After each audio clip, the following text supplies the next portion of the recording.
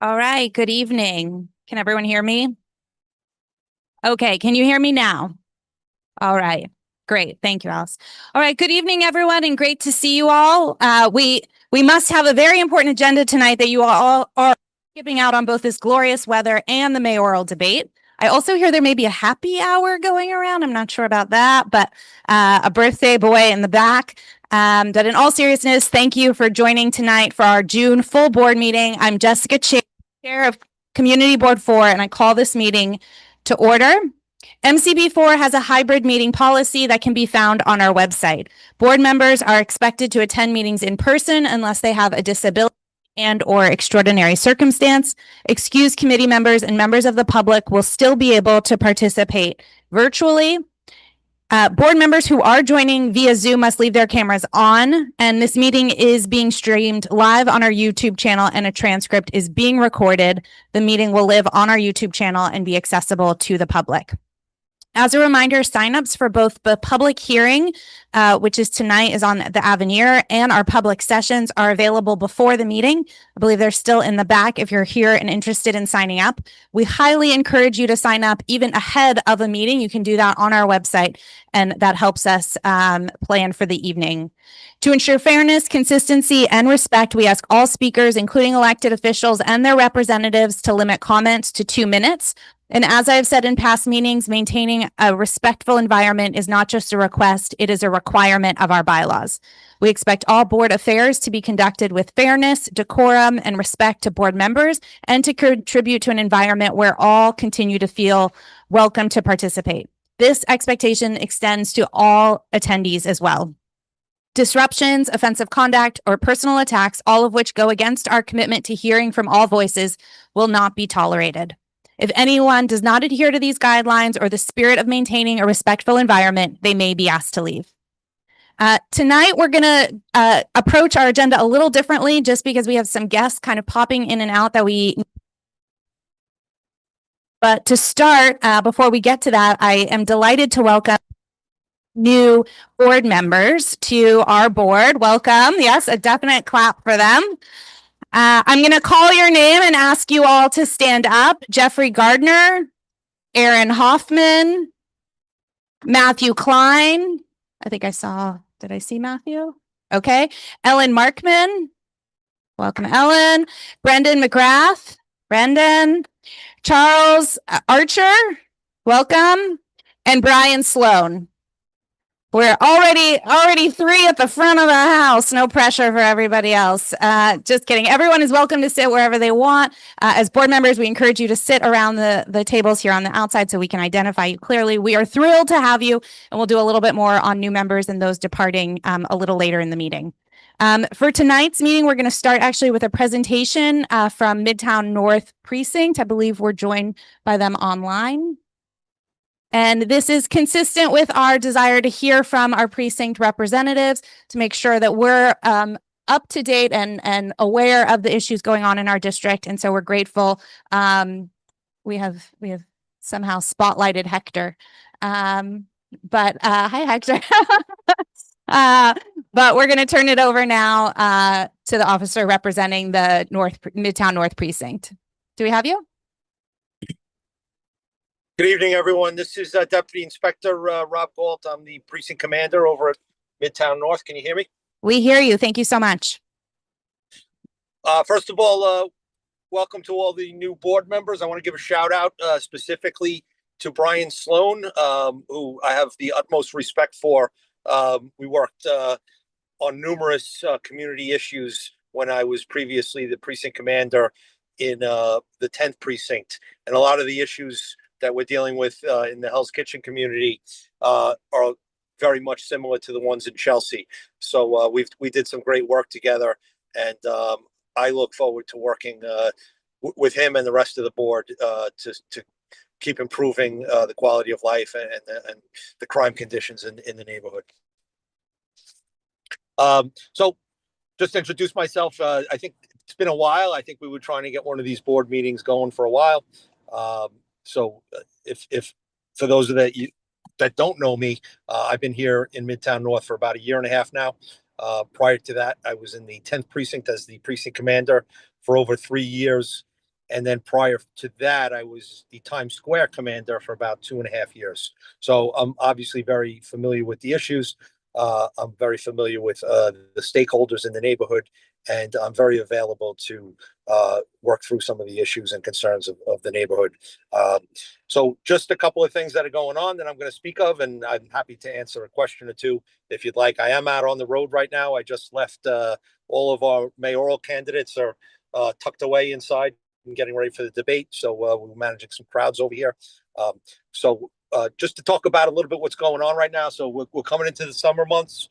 We have a deployment that's going to directly affect community board people, community board for people. It's called the Summer Violence Zone. So we have a number of added resources that are going to be out on foot posts about Hell's Kitchen and Times Square area. So I think a lot of people that are familiar with the neighborhood know that there's a Times Square unit that deploys officers in Times Square.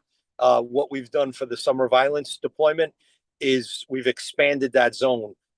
Historically, it only went up to 49th Street. We expanded it up to approximately 51st Street, and then we expanded it outward. It used to only go over to 8th Avenue. We went as far over as 9th Avenue now for the foot posts, and as far as 6th Avenue on the east side. In addition to that, for those of you that are, I know the community council president is, I believe she's one of the co-chairs. We're also working very closely with multi-agency efforts right now with the Midtown Community Improvement Hub that is modeled. It used to be, it's an expanded hub. So now that's coming up into the Midtown North area. So we're working very closely with various agencies to fix problems. A big part of that is the involvement of the Manhattan District Attorney's Office. So they're very much involved when arrests are made and when problems require a legal analysis. They're there to assist with that. So in light of that, in terms of specific concerns that the neighborhoods had, a couple of problematic blocks, 49th Street, a big concern came up numerous times in the community council meetings. We had some buildings there, essentially like a slumlord kind of issue with squatters and drug dealing and all sorts of nefarious activities. It's been reported locally. The police department, Midtown North specifically, has really gotten out in front.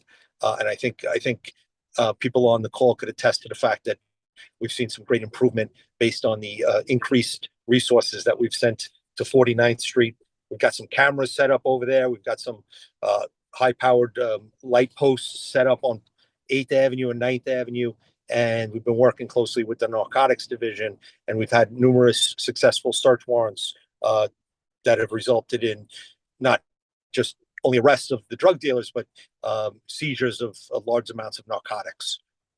In addition to that, in a similar vein, there was some similar kinds of issues involving one particular problematic building, but overall quality of life issues on 52nd Street. Again, numerous arrests. Credit to Councilmember Botcher. We've done numerous community street meets where we've brought the people in city government that are charged with fixing these problems, and we've had very frank conversations on the street with some of the property owners. And we're going to continue to do those kinds of things.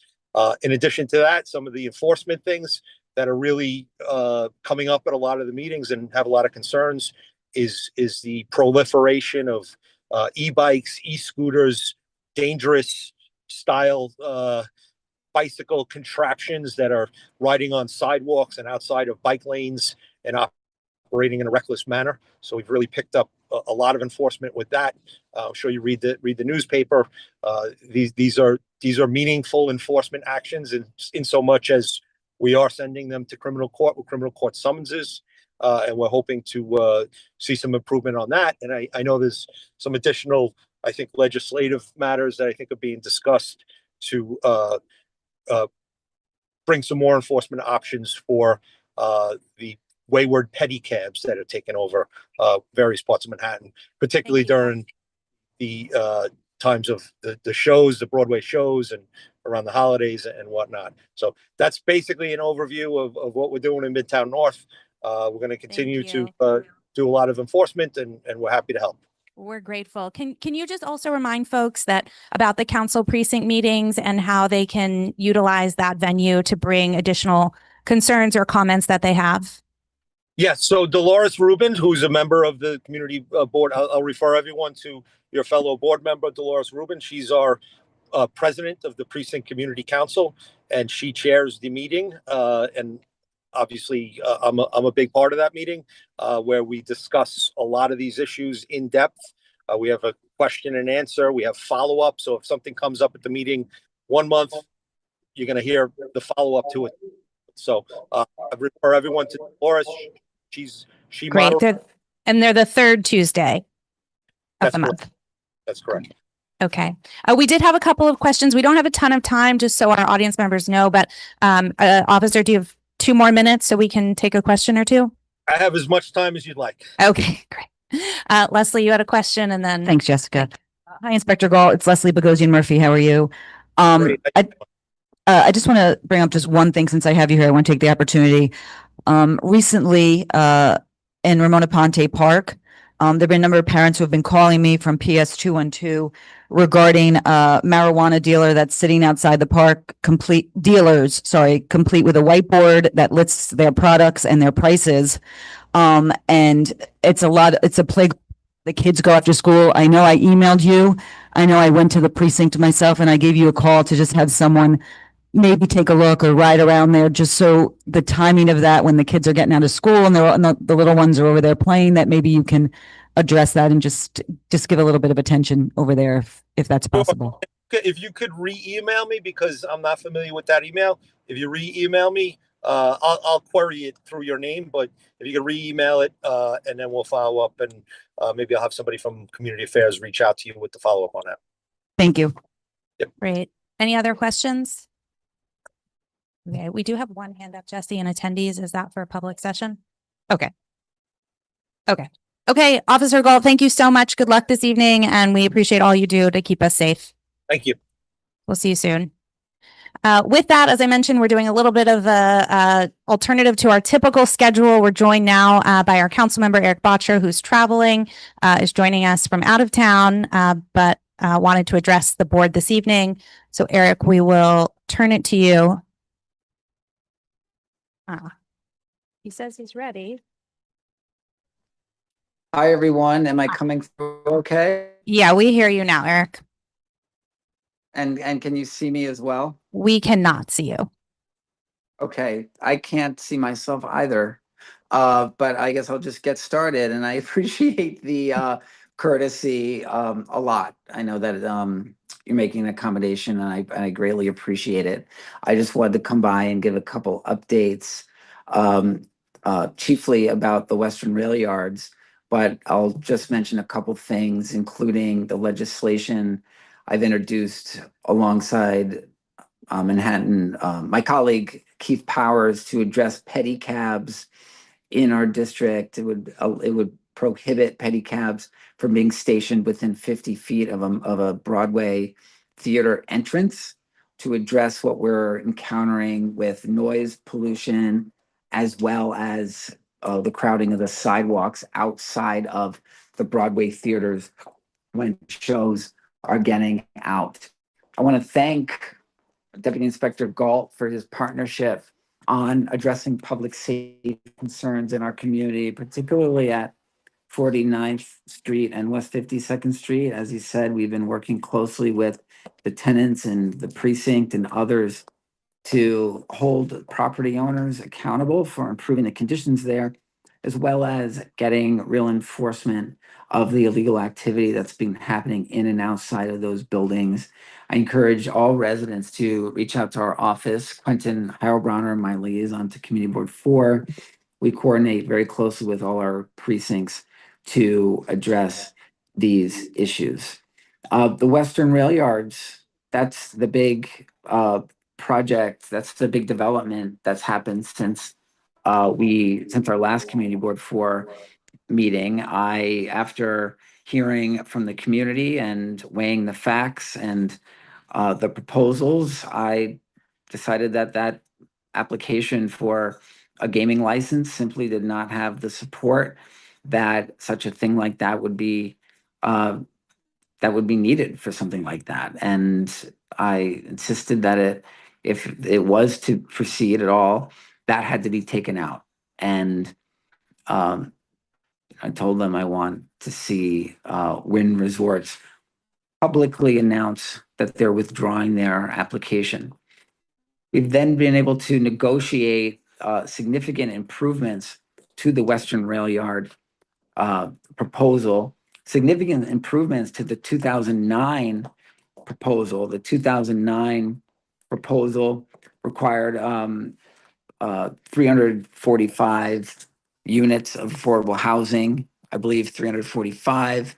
Our agreement is for 25% of the rental units, or 420, whichever is greater. The 2009 proposal had 5.5 acres of green space. This has 6.6 acres of green space. The 2009 proposal had private driveways within the green space to access the buildings throughout the site.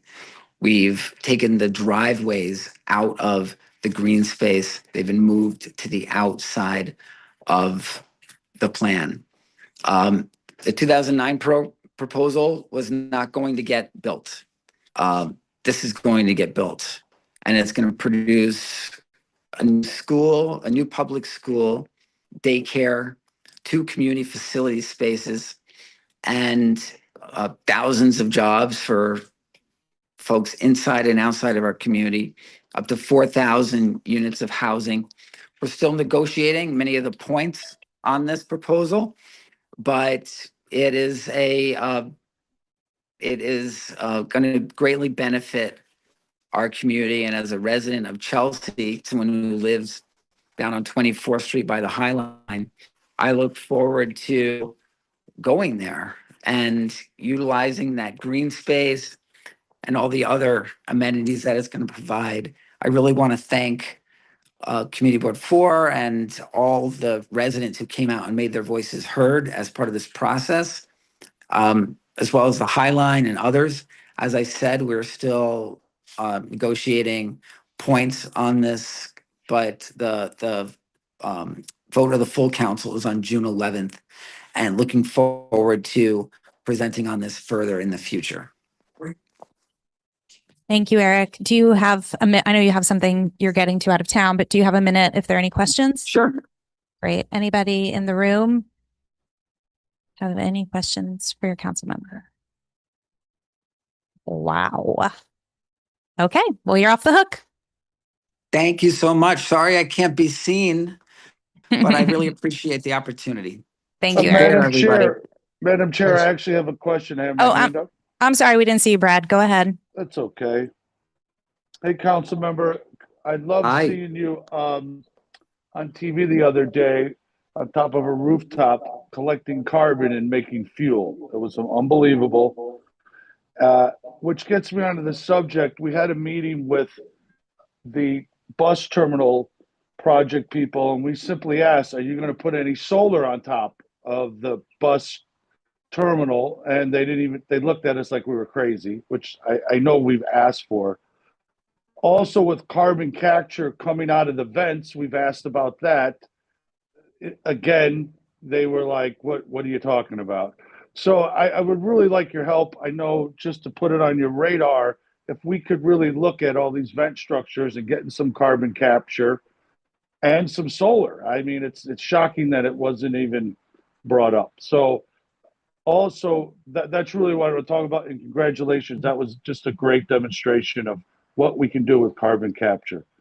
Thank you. Thank you so much. And I love your ideas regarding carbon capture, especially at something as big as the Port Authority bus terminal. And I think maybe, Brad, you and I could talk offline and follow up with the Port Authority to see how we can get them to go above and beyond. There are requirements in New York City for new construction regarding either solar or green roofs for rooftop uh, construction, but we're going to want them to go above and beyond. And I'd love to speak with them more about this.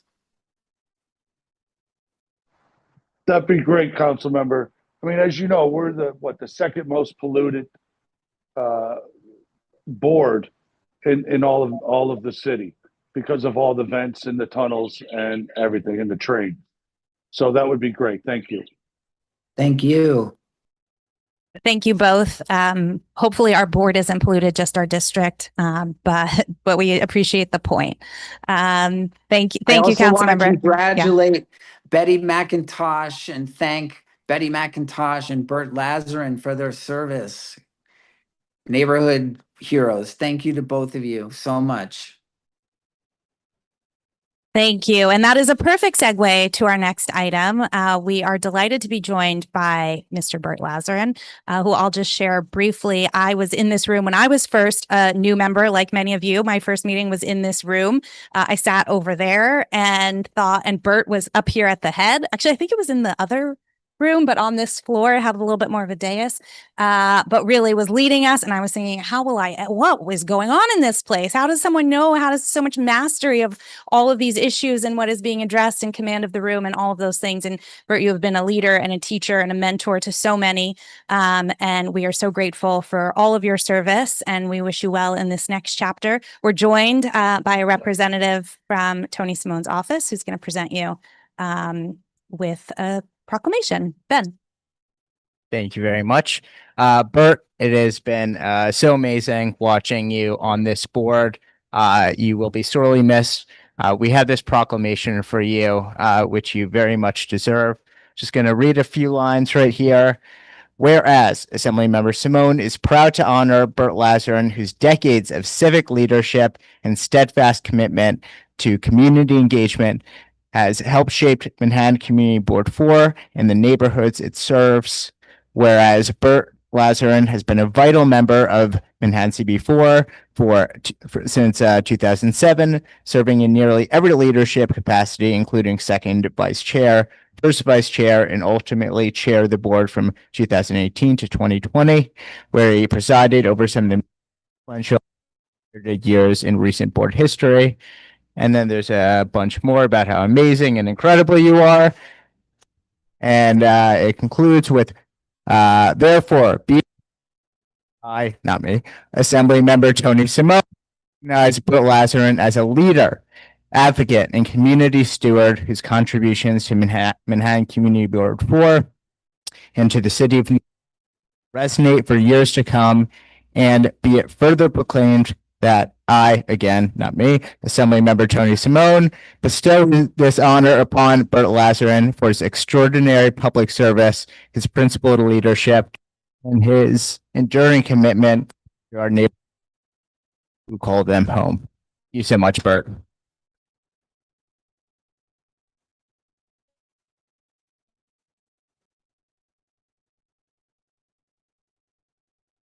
I just want to say here this afternoon, I just miss everybody.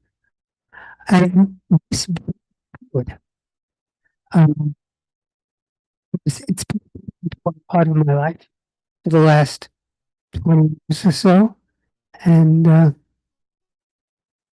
remember when I first applied, I wasn't the first time I saw the application, but I said to myself, I had a degree in urban planning, and I said, it's either now or never. Why? Use it. And I remember as a standing up and saying, how do you operate? How does it go here? How do you just make decisions? And I found out. It took a while. I found out. And it changes relationships. But it's important. And I think, see, one of the best sports, and how serious we take our responsibilities, and also our paid staff.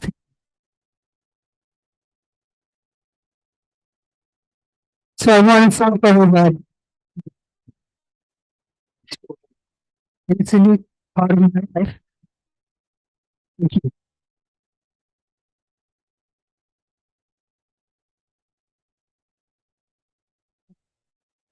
Thank you, Bert. And you're welcome to continue. And we also will forgive you if you can say all that and still decide you want to go enjoy the nice weather. You are excused. You are excused. You are welcome anytime. Bye, Bert.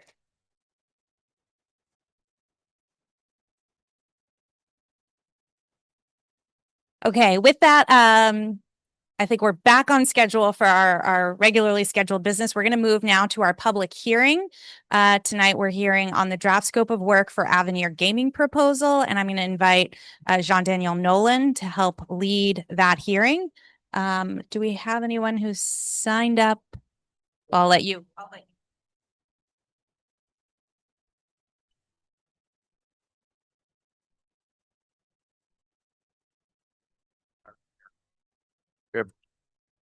If two people, I believe two people are signed up, Jesse, online.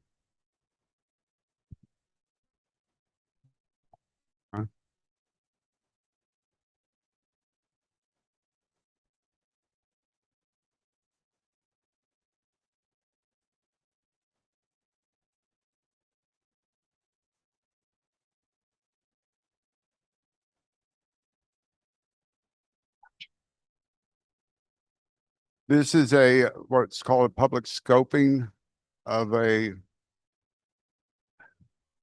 casino gaming facility that may be located on 41st and 40th Street between Galvin Plaza and 11th Avenue. Christine, I think that's near the Lincoln Tunnel. Is that right? So this is the first part of the process, scoping. Yes, scoping, which means they ask a lot of questions to prepare for the draft environmental impact study. So our task is to ask a lot of questions. And I forget what number the letter is. It's 56 or something. 56. Thank you, Marty. So, Jesse, are we? Welcome, Jacqueline. Okay, welcome, Jacqueline. Can you hear us, Jacqueline? Yes, I can hear you. Oh, great. Welcome. Thank you. Okay. Do you have, would you like to speak about this scoping? I had no idea that I was going to be responding to scoping with regard to a casino. I might be off topic. Jacqueline, our apologies. We'll bring you over later. Thank you. Thank you. Okay. Roberto Mitchell. This is a very short public hearing.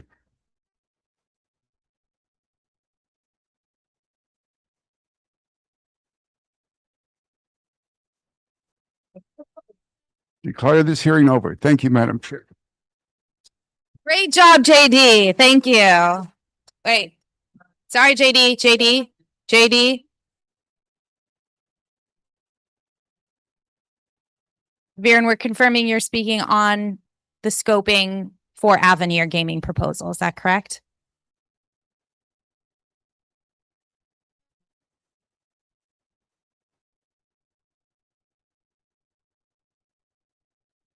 No, Jessica, I wasn't going to speak on that. Okay. All right. The hearing remains closed. JD, thank you very much. Thank you. Okay. So with that, we will now go to our public session. I'll turn it over to Leslie. We have a very full public session this evening. So please pay attention closely to tonight's guidelines. Thanks, Jess. Hello, everybody. So we usually give everyone 2 minutes to speak online and in person, wherever you're at. But because we have about 40 plus people that have signed up today, we are going 40. We are going to go to 1 minute each. And we do want everyone to get their chance. So that's what we're going to do. 1 minute each. Yes, Jesse. I do. I have the. Okay. So should we go 2 minutes then? 90 sec. Oh, we're going 90. We're going to split the difference. Okay. Jesse just informed me that a lot of the people who signed up online are just not online right now. So, though we still have a very full public session sign up that people who are here, we're going to go to 90 seconds.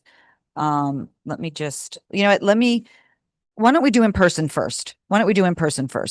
So the first people on my list who signed up in the back here is, Ron. Come on up, Ron, Reichert and Kathleen. Why don't you guys come up and line up and then we can go from there. Thank you. I need to use the mic. I think Yes. it can be heard. No, just in case because of online. Oh, I got you. Hi, my name is Ron Wisniewski. I'm with the E-Vehicle Safety Alliance. Priscilla's law to license and register all e-vehicles is in the state legislature right now. We continue to work to bring it to the floor for a vote. If it passes, you won't have to worry about criminal summonses anymore. There will no longer be an anonymous protected class in our city. Solution, done. I was surprised by the outrage expressed in the letter to the commissioner. Who is actually responsible for this change of policy to criminal summonses? Well, some in this room and on the Transportation Committee have actively resisted any legislation or regulation of e-bikes. They've been carrying water for the bicycle lobby, I'm afraid to say. What their motive is still puzzles me because I think they're all good people. But that doesn't change the fact that you are responsible for this result because you have pushed the commissioner into a corner where she cannot do anything else to enforce the law except this.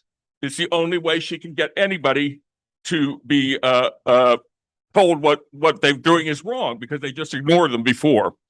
City bike riders are worse culprits than the delivery workers, and I hope everyone will stop categorizing the delivery workers with racist tropes. It's not right. And you need to stop demonizing them. It really is. They are becoming scapegoats again. These bike riders run down people without a thought, just like they were running. On the Upper West Side, they recently just ran over a little puppy last week, and that dog, the owner had to see its pet die in front of it. That's the cravenness of this issue. We must solve it. Please join us and pass Priscilla's law. Thank you very much. Thanks, Leslie. Thank you. Next, Reichert, would you like to go? You're 90 seconds. Hi, I'm Richard Easley. Tomorrow night, I'm going to a Build the Block meeting in my neighborhood, and I'm going for two reasons. One, to thank the police for doing what they're doing, taking action on the chaos in our streets that we've been living with for 4 years. And the other thing is to ask them when the program is coming to my neighborhood. At the last committee meeting, some of us felt that the Transportation Committee had already made their decision. That appears to be true. I'm asking you to table this letter. Table it until at least the fall. Give this procedure time to get word on the street so people know that when they break the law, there are consequences and accountability. And then if you want to send the letter, if by then nothing better has come along, do it. But please table this letter at least until the fall. Thank you. Oh.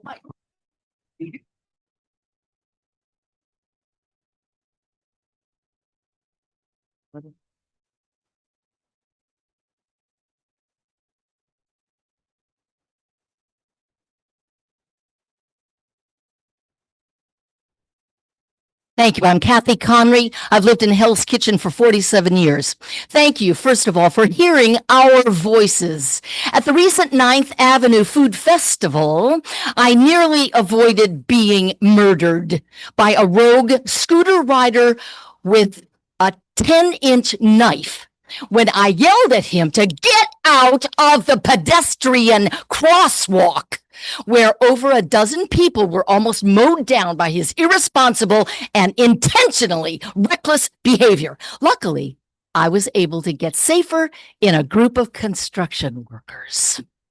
He was later apprehended blocks south of 42nd Street by police who were able to witness his dangerous and unlawful behavior and do their job. I was able to thank them profusely, even though the perpetrator, according to the detective I spoke to later, said he was most likely back out on the streets. How can we keep living like this? If both parties follow the rules of the road, we can all be safe on our New York City streets. If we can't even speak up for ourselves for fear of retaliation, someone else needs to speak up for us. Do something. Pass Priscilla's law now, please. Thank you. Thank you. Okay, we're going to go to still in the room. We're still in the room. Can Carrie come up? Alita and Alexa. Is Alita and Alexa here? Oh yeah, come on up. Yeah, 90 seconds.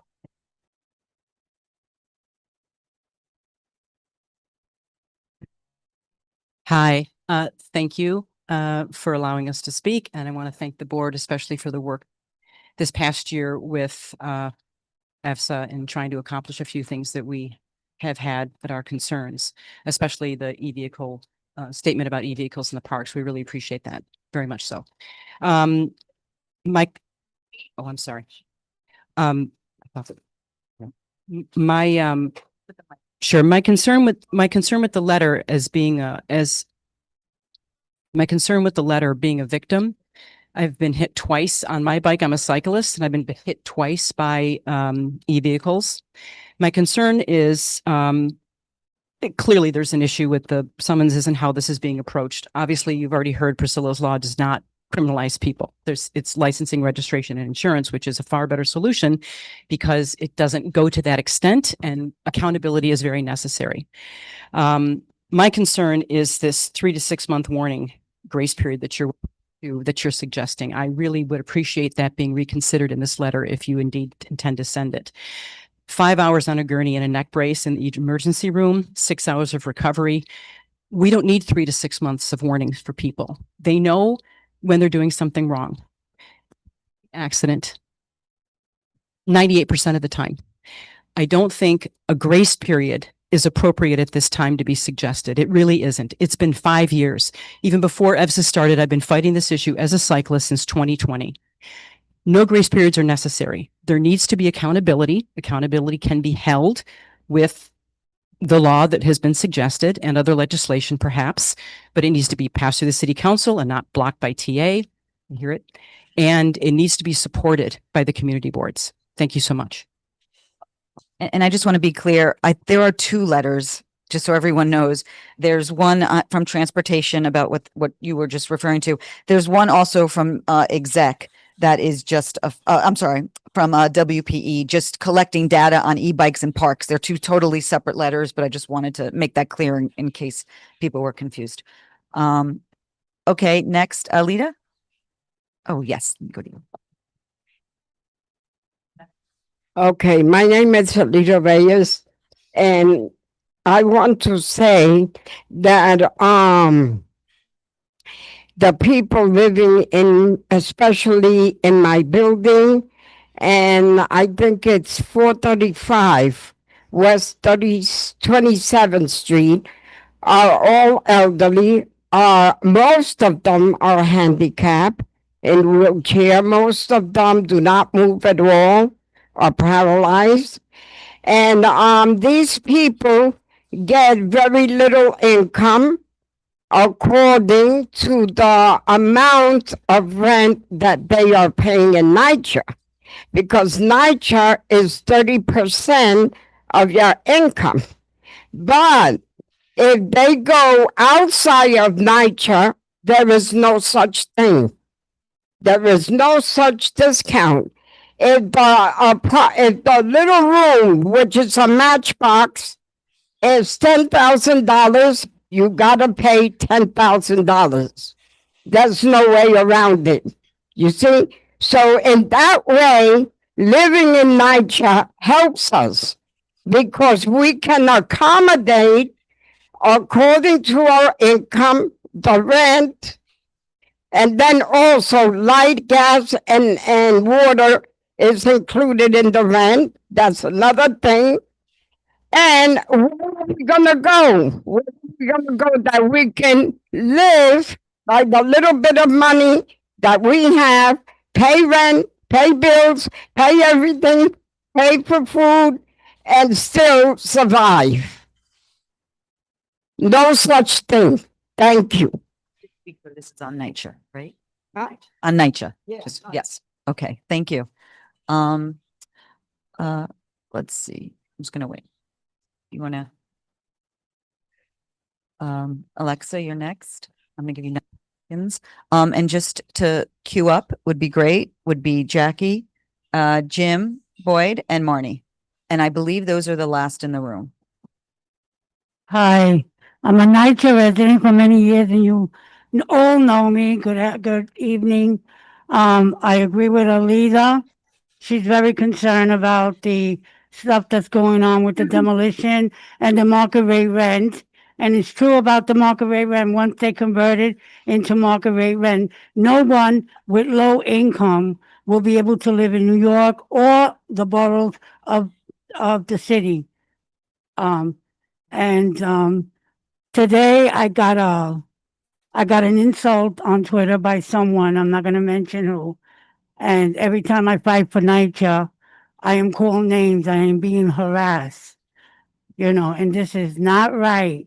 Call names. I'm not a screwball. I'm a human being. I'm a elderly lady. I respect. I didn't reciprocate back to how she acted with me, but everybody has to understand that we're all human beings and we all have the right to live here in this earth. Thank you. Thank you, Alexa. Jackie and Marnie, you signed up. Would you like to speak? Sure. Just get on the queue. Hi, Fulton Houses, Jacqueline Lara. We had a town hall on Saturday with Jerry Nadler and Tony Simone, and a lot of residents came out against the demolition. We have proof that the residents of Fulton and Chelsea does not want demolition, and I just don't understand why these people are not caring or listening to us. They keep saying this is resident-led, but again, where's their proof? Where's Related's proof? Where is the elected officials' proof that this is resident-led? Again, we have some guys outside taking a petition for the demolition.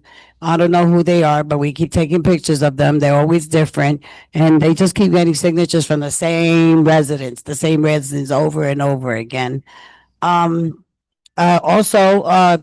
application was put in for Fulton for Building 11 for the demolition. We haven't even gotten the DEIS yet to find out if this is possible, and I just don't know who's behind all this. Who is supporting these related essence that they're allowing them to do whatever they want?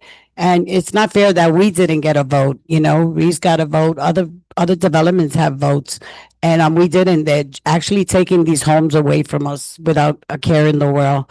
Anyway, thank you so much.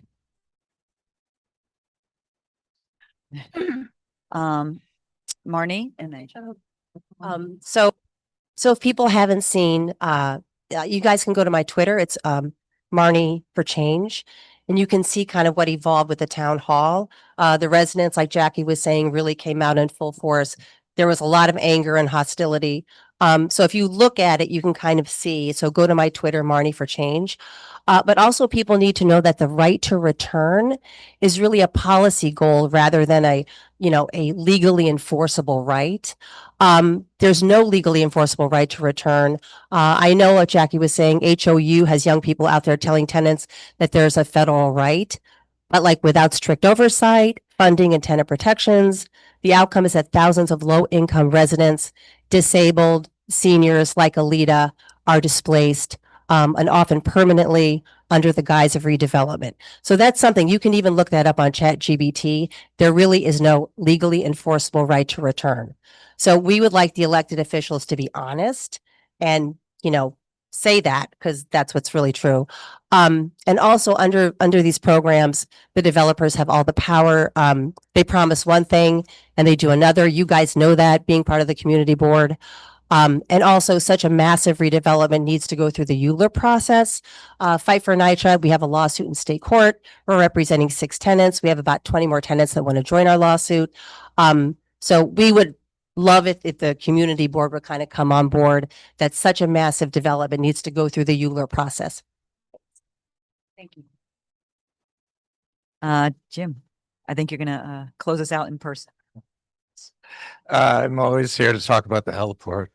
And I wanted to, but my main purpose of being here is to thank CB4 in the aftermath of the helicopter killings over the Hudson in writing a very powerful, strong letter that was addressed to electeds and was not addressed to the trust, but of course the trust has received innumerable letters like this over the last 26 years, giving us absolutely no response because their attitude is they do not speak to the public, period.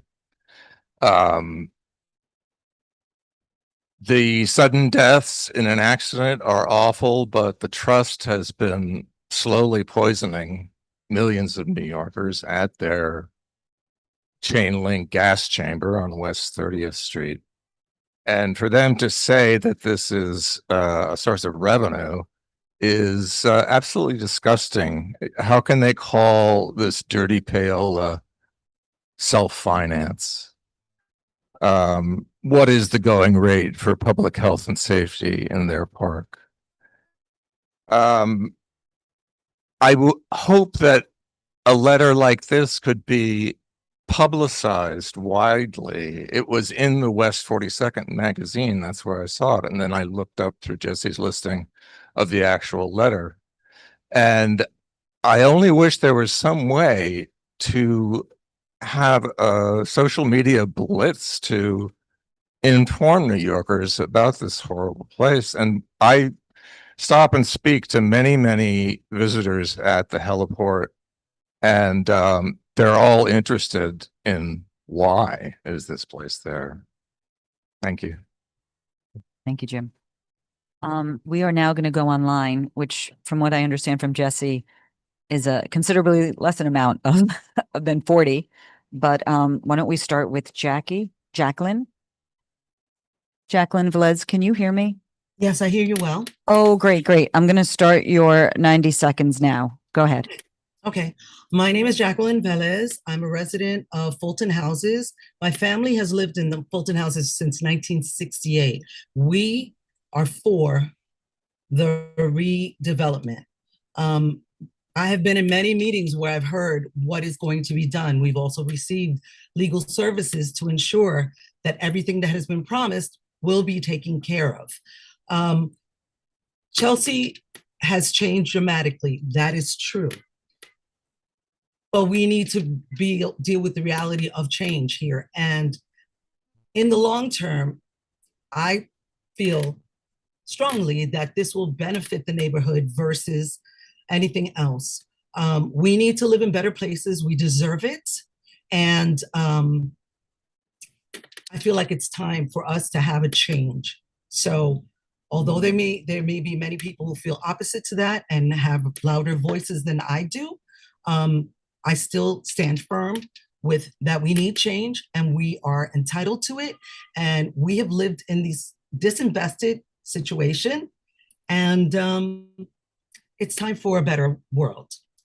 It's time for a better Chelsea, and it's time for us to have a better living space where we're safer and more secure than we are right now, and in better living conditions than we are right now. So I invite anyone who has differing opinions, unless you don't live here, it's very hard for me to be supportive.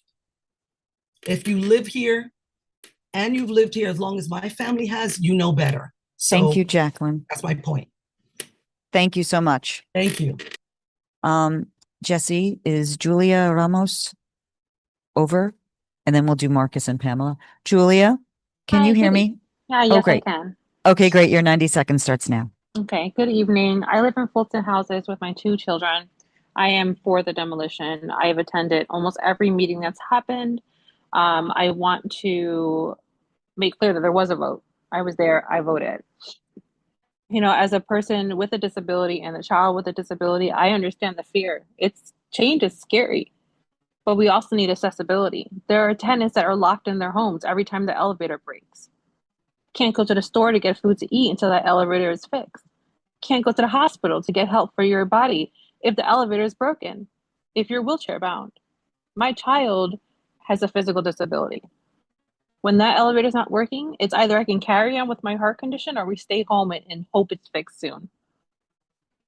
There are people here who are essential workers, who are cashiers, who have worked through the pandemic. These are the people that check you out when you're at the supermarket, that help you in the hospital, that teach your children. We don't get paid enough to go anywhere else.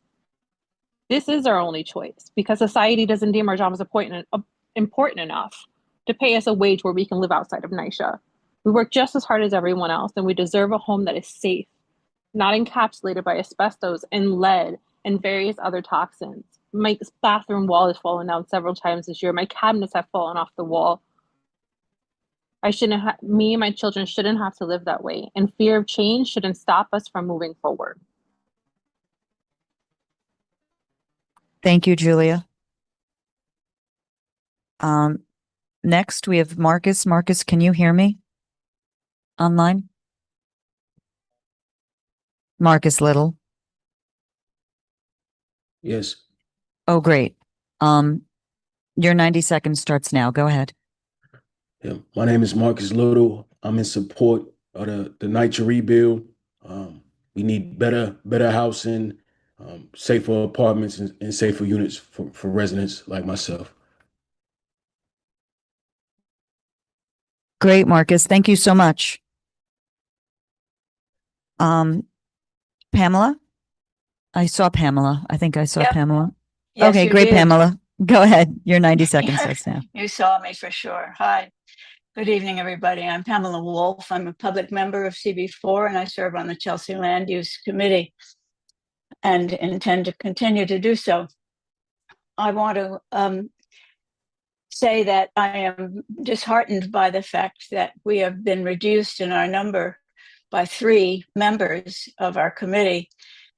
2 through retirement, and bless their hearts, they served so wonderfully, and I was so grateful to be able to serve with them. That would be Bert and Betty. Thank you both. Then the third is Viren Bramlat, who was informed that he will not be renewed, his membership would not be renewed.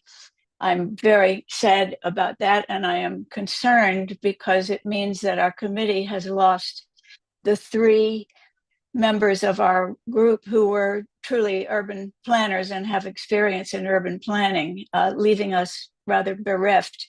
It is my fondest hope that there will be a path found for Viren to be reinstated to his position as a full board member. That would be certainly the best of all worlds. And that would give us back the expertise that he brings to our committee. Thank you. Thank you, Pamela. I think we have 3 more. Salinas, Miranda, can you hear me? Is she Hi, over, can Jess? you hear me? Oh, yep, I hear you, Salinas. Go ahead. Your 90 seconds starts now. Just to clarify that Eric Botcher is claiming that it was his decision not to approve the casino at the Western Rail Yards. But if you read the AM New York dated May 19, it says that Wynn Resort will no longer pursue a gaming license for its proposed development with related companies. Wynn Resort cited the rising opposition as part of the reason why they withdrew. After careful consideration, we decided not to lodge an application for a gaming license in New York City. And they go on making it clear that it was their decision, not Eric Botcher. He's not for the people. He's servicing private developers, related company. It's smokescreen. And the reason he refuses to acknowledge our petition of 949, now 959 signatures.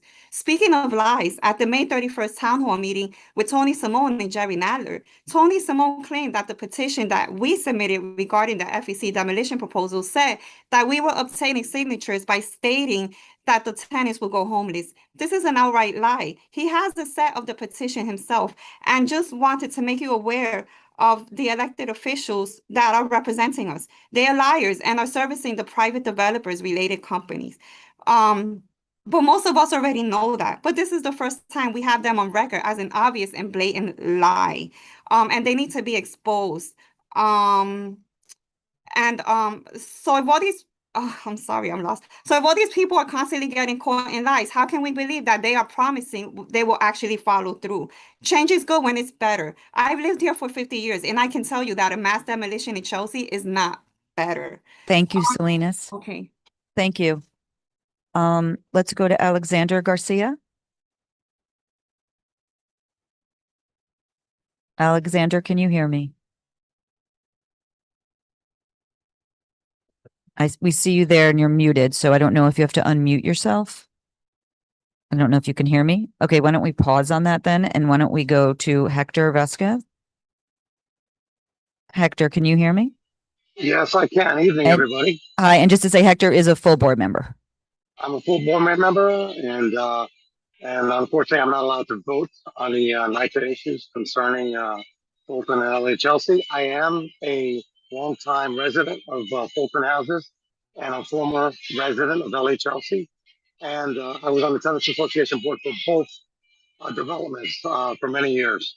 Now, there's a lot of misinformation being spread here, a lot of fear mongering.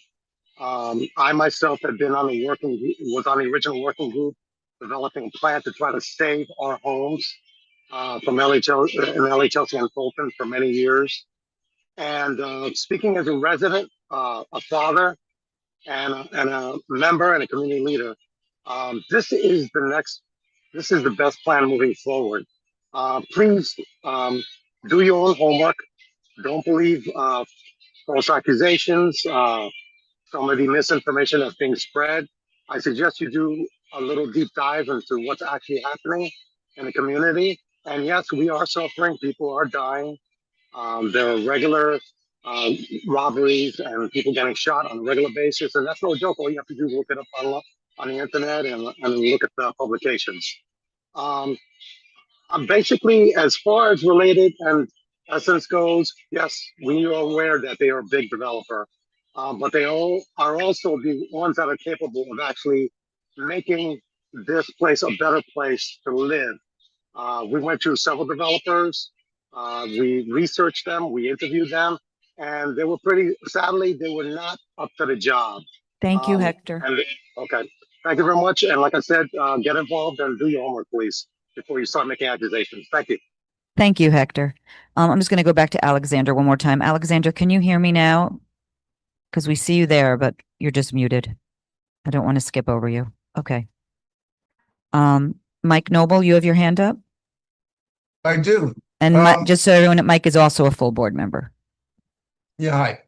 I just wanted to alert everybody in the Fulton and LA Chelsea developments that a newsletter was sent to you by certified mail from NYCHA, and it gives you some updates. But the important part of it is contained in a notice that's required to be sent, and it's called, let's see, the exact name of this thing is called the,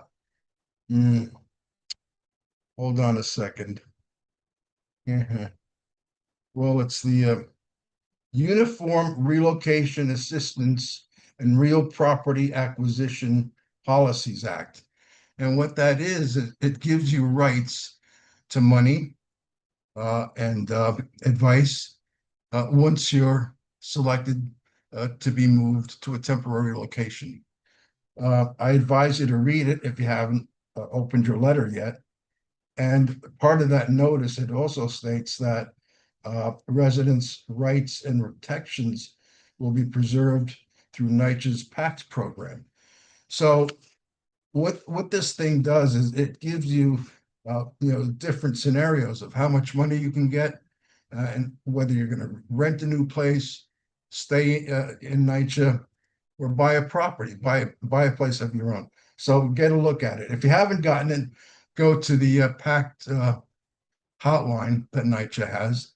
And if you want questions answered about what you got in the mail, go to the HOU agent at the 19th Street office. Or Thank call you, them. Mike. Thank you, Mike.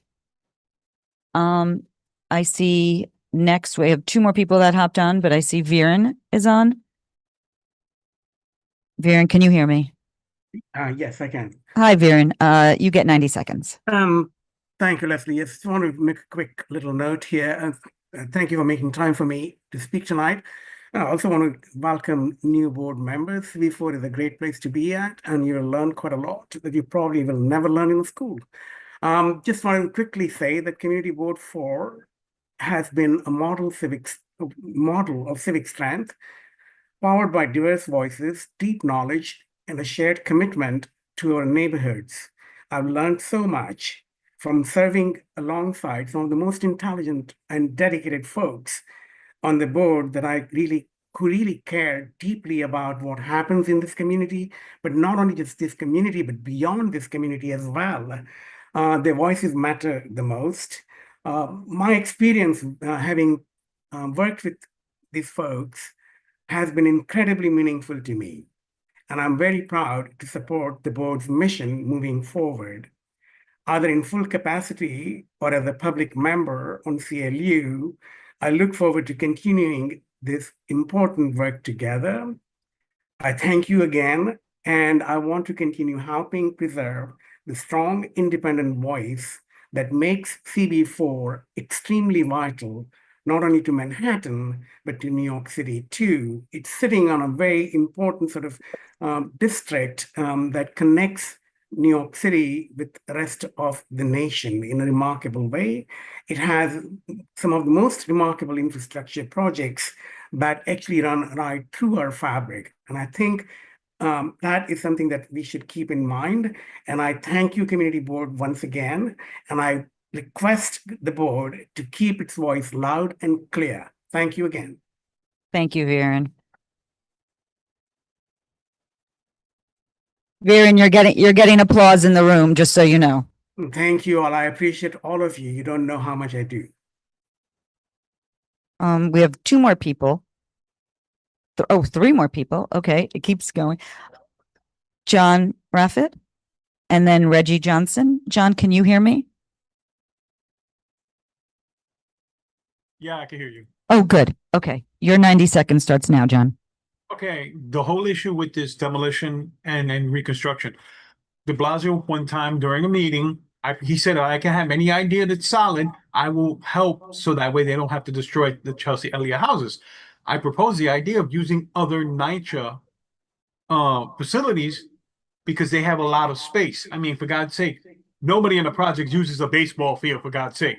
They could take that and build in every location, take those spaces to make the money so they can do the reconstruction for NYCHA and for Elliott and Fulton houses, as well as the other ones. Because there's a huge amount of space in all the boroughs, but it doesn't make any sense. And no one is approaching it with any cure. It's either it's good or it's bad, or we should destroy or we should reconstruct. We can reconstruct. It's not an issue. And then we can also apply that law, which is the 80-20, so that way people like in NYCHA can move into them being that 20% so they can have affordable housing and make the money where the 80% comes in, where the middle class and richer people live in the building as well. I'm just putting forth this idea again because it doesn't make any sense. I mean, de Blasio, like I said, he was just lying. So yeah, well, put forth an idea that I'll make it work. I did.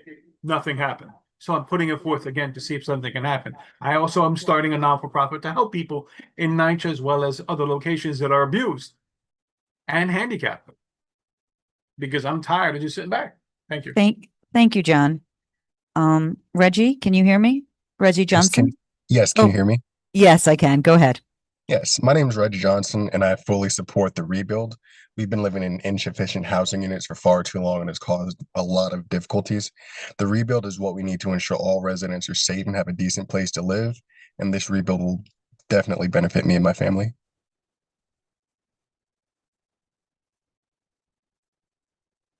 Thank you, Reggie.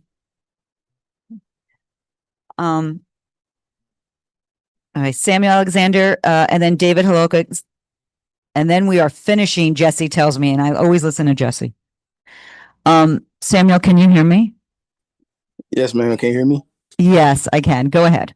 Okay. Hi, everyone. My name is Samuel Alexander, and I just want to say that I am fully in support of this housing rebuild. Us as residents, we need safer and updated units. We have dealt with the lack of these things for a pretty long time at this point, and I feel like that's what we desperately need at this moment. Thank you. Thank you very much. And last, right, Jesse? Last, for real. Okay. David Holoka. Hi, David. I saw you. Hi. And just so you know, David is a full board member. Yeah, I'd like to speak on behalf of Viren Brombaught's membership and thank him for his invaluable participation to date. A background in urban design is the single best qualification for service on a land use committee. Until recently, the Chelsea Land Use Committee had 3 members with this experience: Betty McIntosh, Bert Lazarin, and Viren, as Pamela noted. Betty and Bert just resigned, making Viren indispensable. He has also worked as a consultant to NYCHA, critical experience in the face of the agency's Fulton and Elliott Chelsea plan, which is by far the most impactful challenge Chelsea has faced in my time on the board. At our last full board meeting, he rightly called NYCHA's self-serving draft environmental impact statement an exercise in checking the boxes. Viren has always been thoughtful, engaged, and respectful, everything you could want in a community board member. His reappointment should have been a slam dunk. Viren's removal was a mistake that should be corrected as soon as possible. We can't afford not to have him as a full board member. Thank you, David. And that's it. This closes the public session. Thank you, everybody.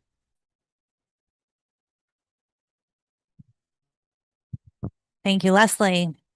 Thank you all. And just a reminder that if you are planning to speak, and particularly to our board members, we encourage you to sign up in advance so that we can manage this. So please do be considerate. At this point, you all have a copy of the agenda in the Dropbox. Can I get a motion to adopt the agenda? Thank you. A second in the back. Thank you. All in favor? Oh, sorry. Was there? Okay. All in favor? Thank you. Any opposed? Great. With that, I do think we have something. Yeah, Greg, let's grab a mic for you.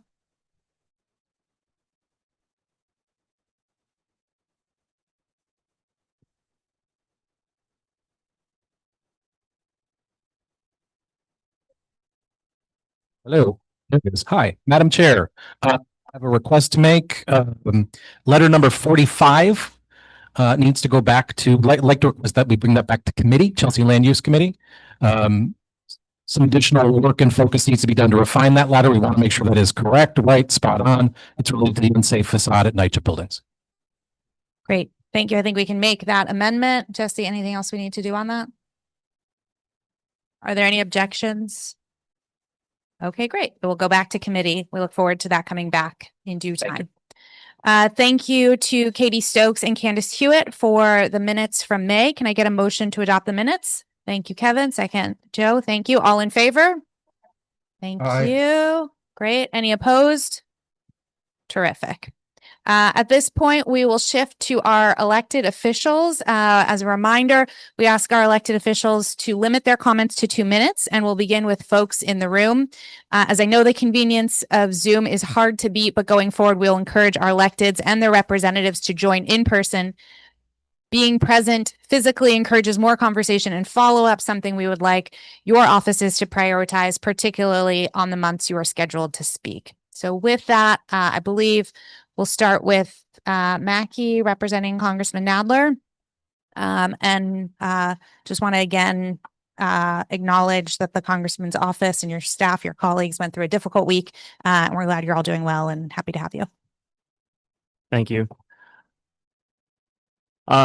Just going to provide a few updates from the Congress this month, and particularly in regards to last week.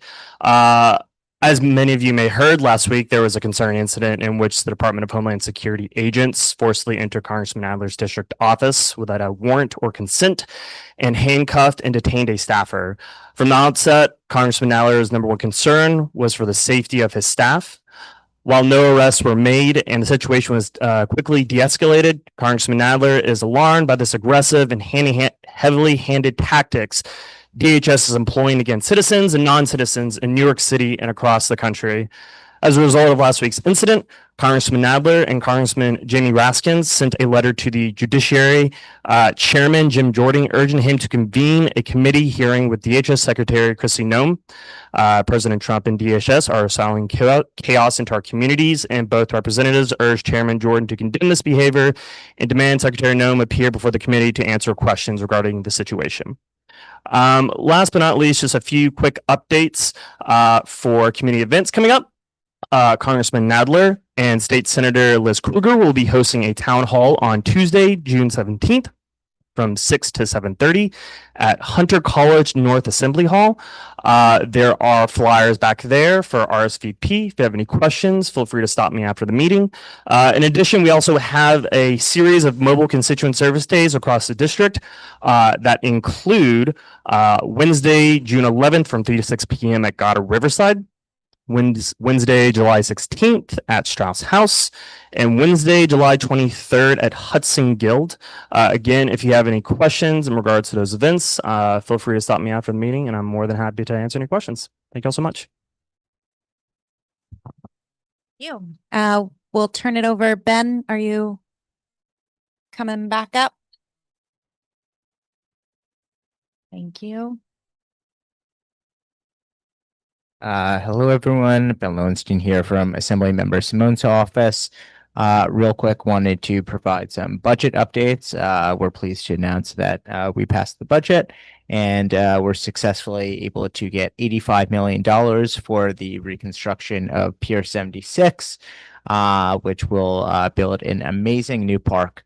As well as the Supportive Interventions Act being passed, which updates the criteria for involuntary commitment of people to a standard that is used by the majority of the country. With just a little bit of time left in Albany, the Assembly member is pushing a few priority bills, including the PAWS Act, which I've spoken about before, that significantly increases the fine for hitting a pet with a vehicle. The Support Act, which creates long-term intensive care for people who are found unfit to stand trial when charged with misdemeanors. Usually those cases are simply dismissed, and now they will be provided with important mental health care. And our Freedom to Read book, which blocks book bans across New York State. The Assembly member was proud to rally with librarians, students, and civil liberty advocates for that. On the Western Rail Yards proposal, I encourage everybody to read the Assembly member's full statement, but I'll just read a quote from that. By eliminating a casino in the plan, greatly expanding the number of affordable units, increasing the size of green space, and aligning the site plan more closely with the 2009 proposal, this plan meets the moment in addressing our severe housing crisis. So we're very pleased with the new plan, and the Assembly member maintains his position that the casinos are not, Manhattan is not the right place for casinos. Thank you very much.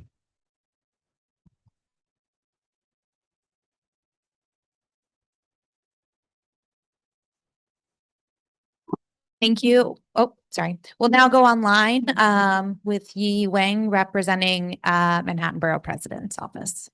Hi, can everybody hear me? Hello? Yep. Sorry. Yes, we hear you. Okay, sorry, I'm sick, so I chose not to show my face. Please excuse me. First of all, I want to thanks again to everyone that reapplied to serve on Manhattan Board Community before. And we had a tremendous outpouring of interest this year with nearly 950 total applications borough-wide. I also want to congratulate our new community board 4 members. We know you are going to be a great addition to our community board. And some events that's going to come up from our office. First is June 8th, this Sunday, is the Puerto Rican Parade. If you want to march with us, please reach out to me or events@manhattanbp.nyc.gov. And June 16th is our Pride event in collaboration with Councilmember Botcher's office. It's going to be from 6 to 8. The details are to be TBD. Please stay tuned. On this June 18th is please join us at our Pride Ball with Councilmember De La Rosa and Stevens at Highbridge at 2 p.m. On June 26th is our MPPO Summer Constituent Services pop-up at Hudson Guild from 2 p.m. to 4 p.m. And also on the June 29th is we're going to be at the Pride Parade. So if you want to join us, please also reach out to me or events@manhattanbp.nyc.gov. So the borough president recently participated at a rally urging Albany to pass the Stop Super Speeders bill. For those who aren't aware, nearly 90 pedestrians were killed last year due to reckless driving. Additionally, just 1.5% of drivers caused 21% of pedestrian deaths. So the BP is calling for the passage of this legislation that would mandate speed limiter technology for those dangerous drivers on the street. If you don't know, there's they're going to be like a technology installed on the vehicle that repeatedly violated the or go beyond the speed limit or violated the traffic rules. So they're going to be restrict the speed on these vehicles so they don't go beyond the speed limit and cause additional like injuries or death because of car accidents. That'll be it. If you have any questions, I'll be happy to take. Thank you very much and feel better. We're now going to turn it to Robin Forrest from the mayor's office. Hi, how are you? I will be brief. I first of all want to thank the members of Community Board 4 that attended the mayor's town hall last month at Beacon High School. It was a great discussion, lively debate, and we really appreciate your participation in that. Thank you, Jessica, who was among the attendees. In news that maybe isn't going to be so happy for Board 4, the mayor announced that the 4th of July fireworks are returning to the east side this year. So as a West Sider also, it's a little disappointing to me, but I guess it's only fair. And the other thing I wanted to talk briefly about is that this is Gun Violence Awareness Month, and this mayor has done an incredible job in reducing the number of guns on our streets to the point that the lowest number of shootings in recorded history, as long as this has been recorded, took place in the first 5 months of this year. So it's a wonderful statistic. Obviously, there are still illegal guns in the street, but over 2,200 guns were removed in the first few months of this year. And it's a good direction to be going. If anybody has any questions, I'm happy to take them. Otherwise, that will be it for my report. Thank you, Robin. And thank you to all of our electeds and their representatives for joining us this evening and keeping it brief. With that, we're going to turn it to our district manager, Jesse Bodine, for his update and report. Hi, everybody. I'm just District Manager of Community Board 4. I will be brief. June committee schedule, ACES committee will not be meeting in June. All other committees are meeting at their regular time. Yes, probably. Yes. Cannabis task force is a little bit up in the air. That's what Dolores is mouthing to me. But all other standing committees are meeting at their regular time, their scheduled time. Yeah. And yeah, that's it. If you have any questions, then you can.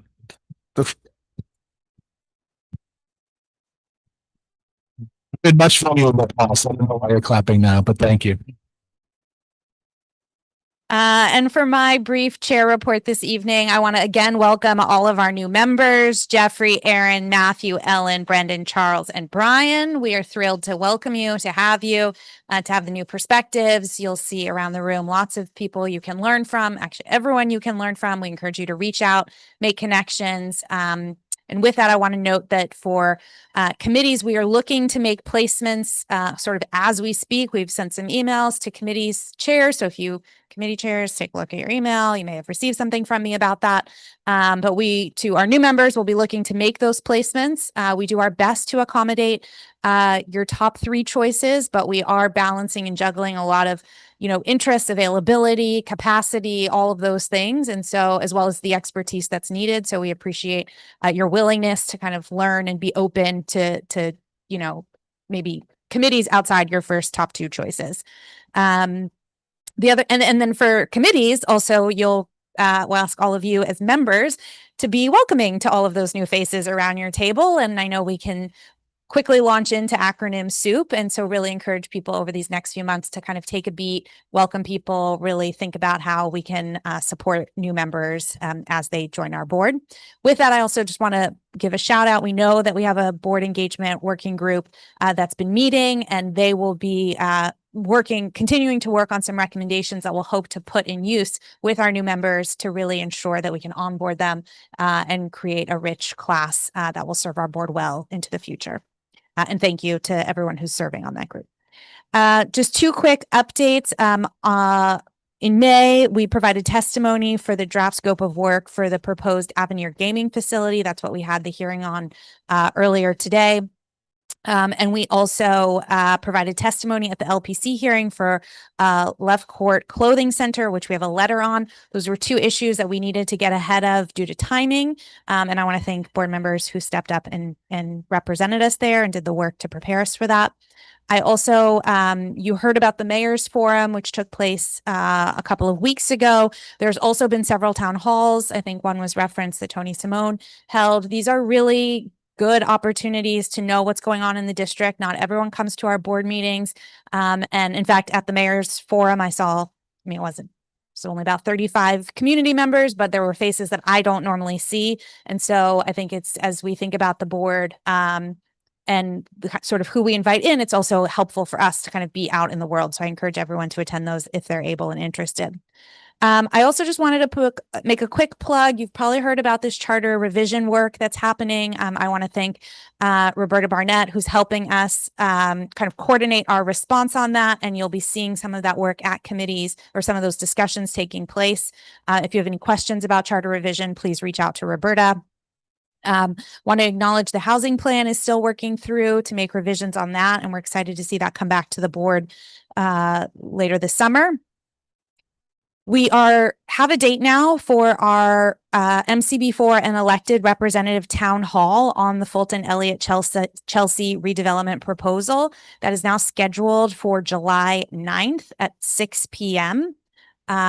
Location TBD. We'll be sending a save the date out shortly. This came as a request from the board that we host this. And so we anticipate it will be very lively and very well attended. So we're doing our best to maintain and facilitate, all of the elements related to that. The other last thing I wanted to mention is that our next board meeting will be July 23rd. So for our July meeting, we don't have it at the regularly scheduled time. We take off the board meeting in August. So it's especially for new members, please be sure to note that on your calendar. And for our historic members, I'll note this year we are not doing our July meeting at the High Line.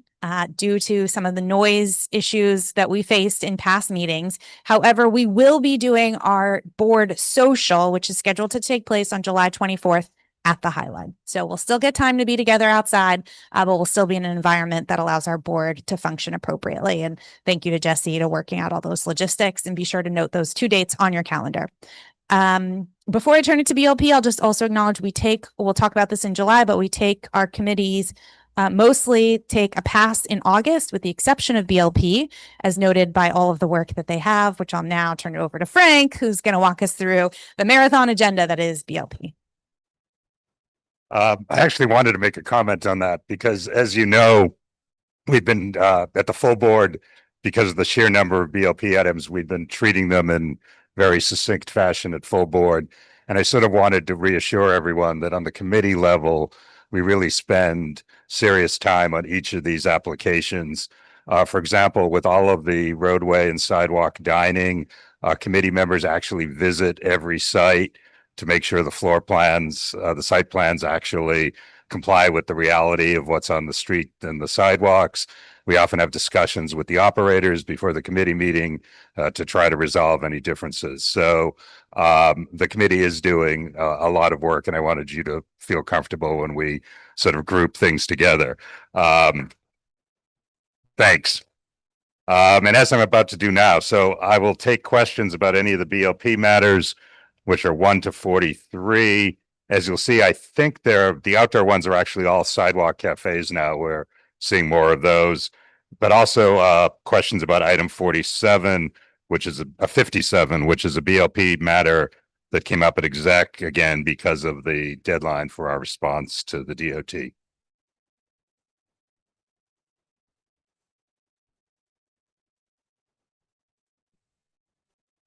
Sure. The sidewalk cafe on 57, item 57 was one that, based on our reading of the rules, the entire cafe faced a curb cut, and the rules say that you need 5 feet of clearance from any curb cut. So BLP recommended denial. Subsequent to that, Christine had some discussions with DOT, who told us that because it was not an active curb cut anymore, the rule in DOT's eyes didn't apply. So at exec, we redid the vote, and exec voted to recommend approval of that sidewalk cafe, which I believe is what would have happened at BLP if we had full information. Anybody else?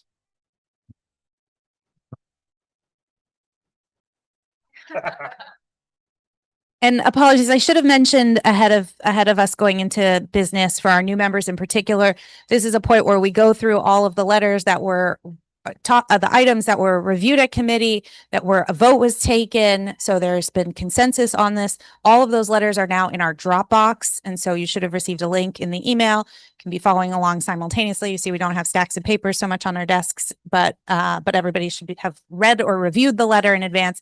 And during this business portion is an opportunity, if you have questions, particularly amendments or concerns about the letter, that you can make those. And then at the end of the meeting, we will vote on all of the letters, at which point you can indicate if you choose to vote against or abstain or be present, not eligible on a letter.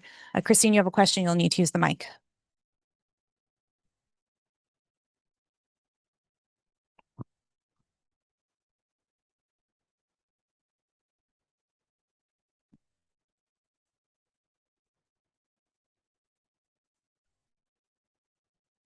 Doesn't come on.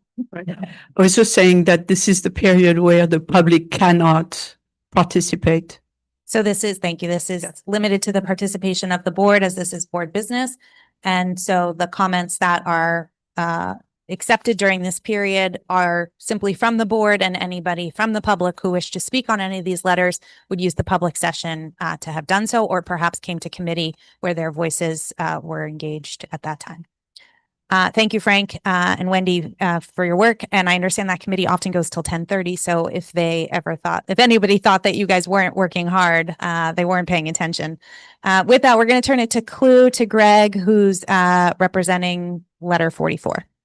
Good evening, colleagues. Chelsea Land Use Committee brings one item forward tonight. As you know, earlier we withdrew item number 45. So we're just focused on letter number 44, support for landmark designation 275 7th Avenue. Now, this is the Left Court Clothing Center. And we want to express our strong support for individual landmark designation of the Left Court Clothing Center at 275 7th Avenue. Thank you to David Loca, who championed this particular effort. And actually, it's a ratification because we had at the CLU committee to talk about this and vote on it, so that David could then communicate his message about the value and desire to have this this property designated in this way at the Landmark Preservation Committee meeting that was happening like the next day. Thank you. Any questions? Great. We're going to turn it to Leslie representing WP.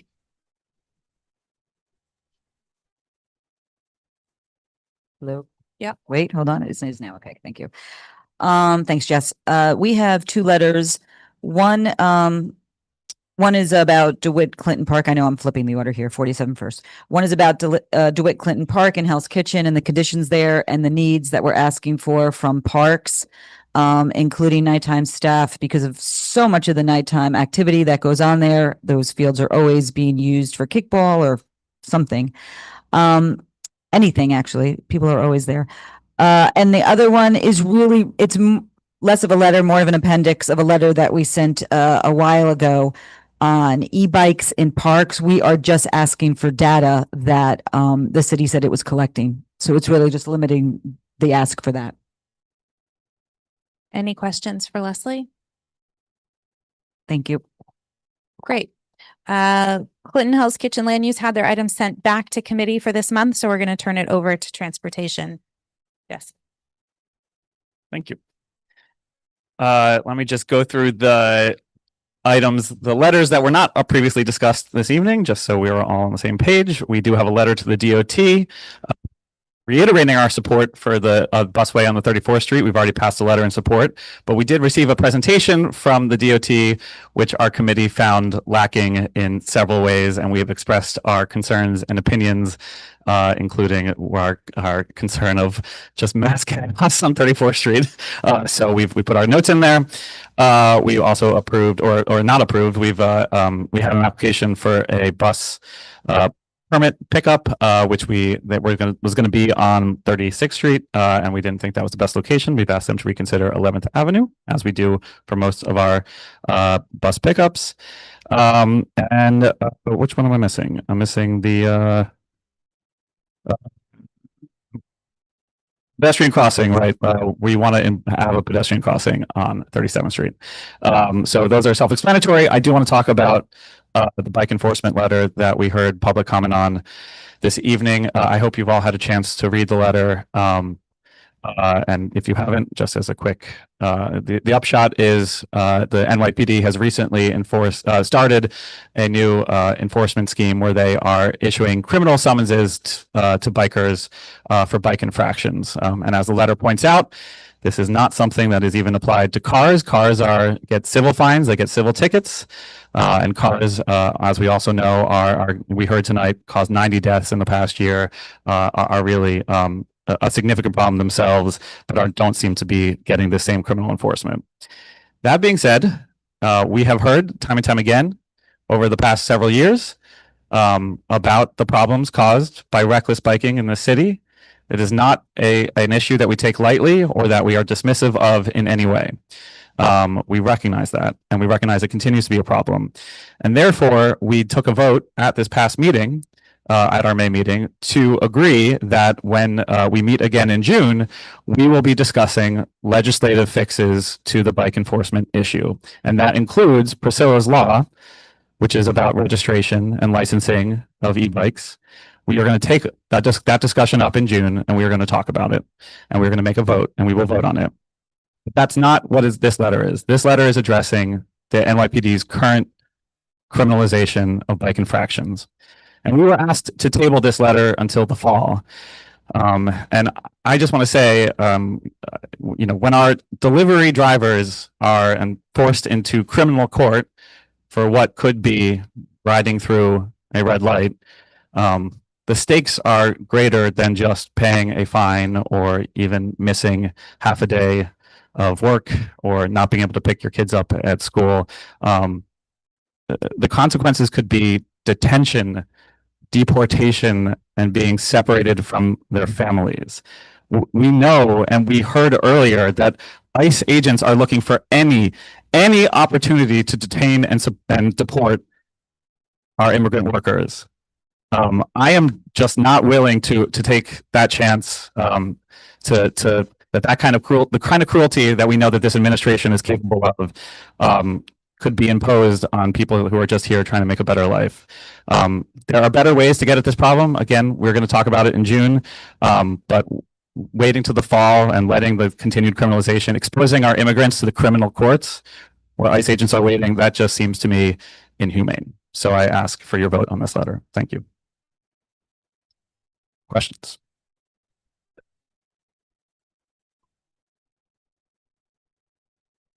So just as a point of reference, 311 indicates that if you have an issue with reckless biking, that you need to call 911.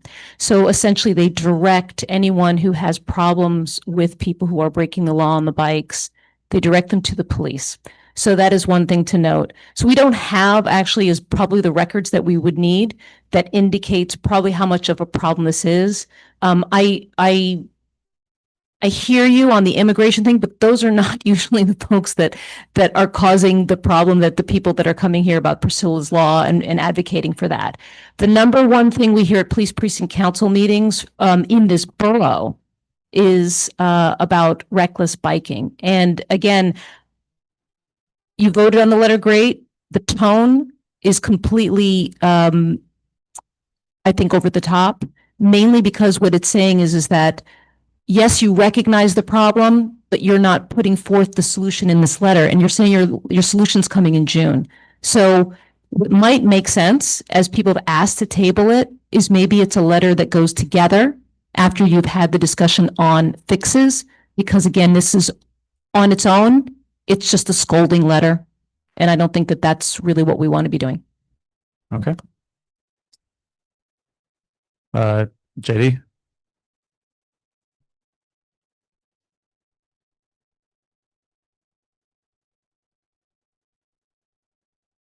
Yeah, we can't hear you.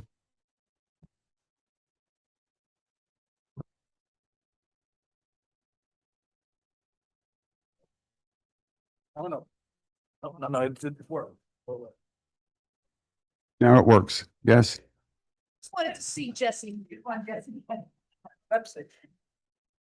Thanks. I also think this should go back to committee for more thought, but I'm a little concerned about the language, the political language in there. I don't think it's going to help the letter.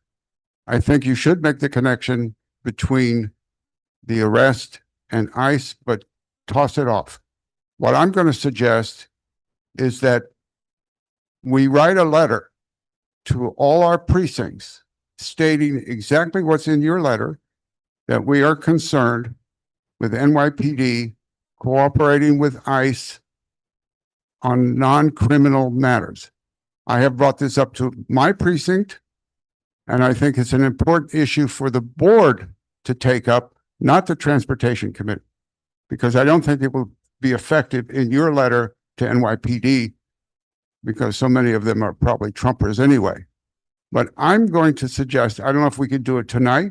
I don't know what the procedure is, but I would like this board to write a letter to NYPD saying, our cops are part of our community, but people who are immigrants are also part of our community. And we are very concerned about NYPD cooperating with ICE on non-criminal matters, as the commissioner has stated. And I would think our board should say this. Okay.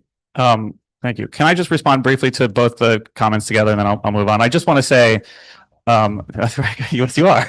Those couple of comments from that couple.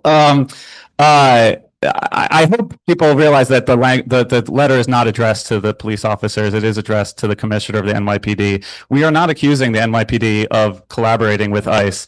It is truly the issue of issuing a criminal summons exposes our immigrants to a criminal court. Jesse, ICE agents are the waiting. point That is, is, I think this should come from the board. I really think this is. this is coming from. Not the transportation committee is what he's mean. The full board. Well, I'm hoping to get the full board's approval and support tonight for that. My point. And if what I heard is a slight, JD, your suggestion is an altogether different letter, Yes. and that would be new business. And if we want to take that out That's of the right. new business section, I invite you to suggest that. Okay. I think for the purposes of this letter, obviously anybody is free to vote against the letter as it is currently written. If there are friendly amendments, I think we should hear them. If not, you're welcome to vote against the letter, or at this point, we can hear any suggestions that can change this current letter. And then again, we can handle new business separately. My suggestion was to tone down that language in this letter to make it more effective. And then secondly, as new business, to have a robust full board letter. So I'll turn it to Jesse to see if he's amenable to the suggestion.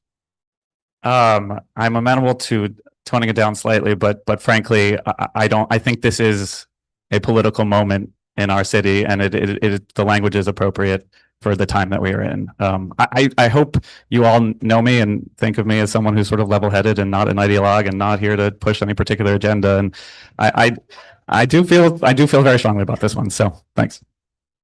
Thanks, Jesse. I'm going to vote yes there, but there's just two things I just would like to comment.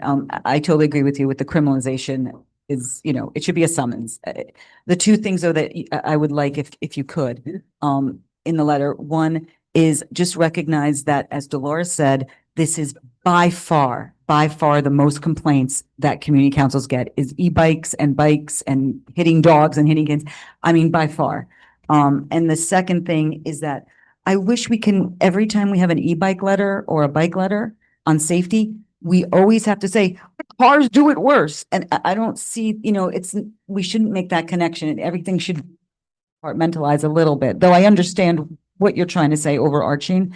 If we just talk about the bikes and that we think that it shouldn't be a criminal summons, I'm all in favor of that letter. And I think it's a great message to send. It's just when you get into the us versus that, this versus this, it gets a little, but that's all. Okay. Definitely a friendly amendment on the first part. On the second part, I see your point. I don't think we're trying to make it seem like cars are so much worse. Although I can play with that language to make it clear that we were really just concerned about the criminalization here. I do think the double standard does make it a little more confusing, but I'm happy to work with you on the language on that. Yep. Sorry. What do we have? Hi, thank you. First of all, I wanted to thank Jesse and the committee for the spirit, and I am fully in support of the spirit of the letter.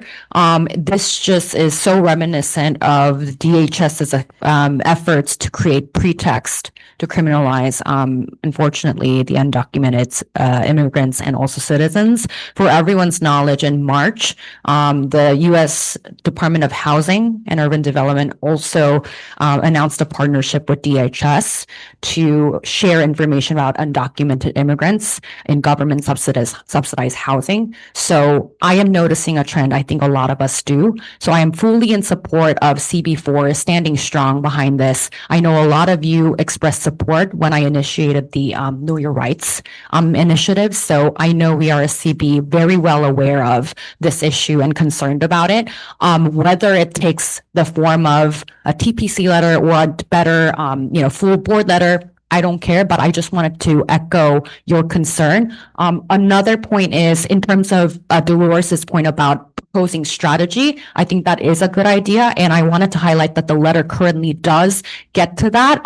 In 2023, MCB4 suggested strategies to improve rules, and then you list bullet points. And I think you also footnoted some points about how NYPD has other tools at their disposal to get to this issue. So let's just make that out loud and very clear in the next version of the letter, if there is going to be a next version.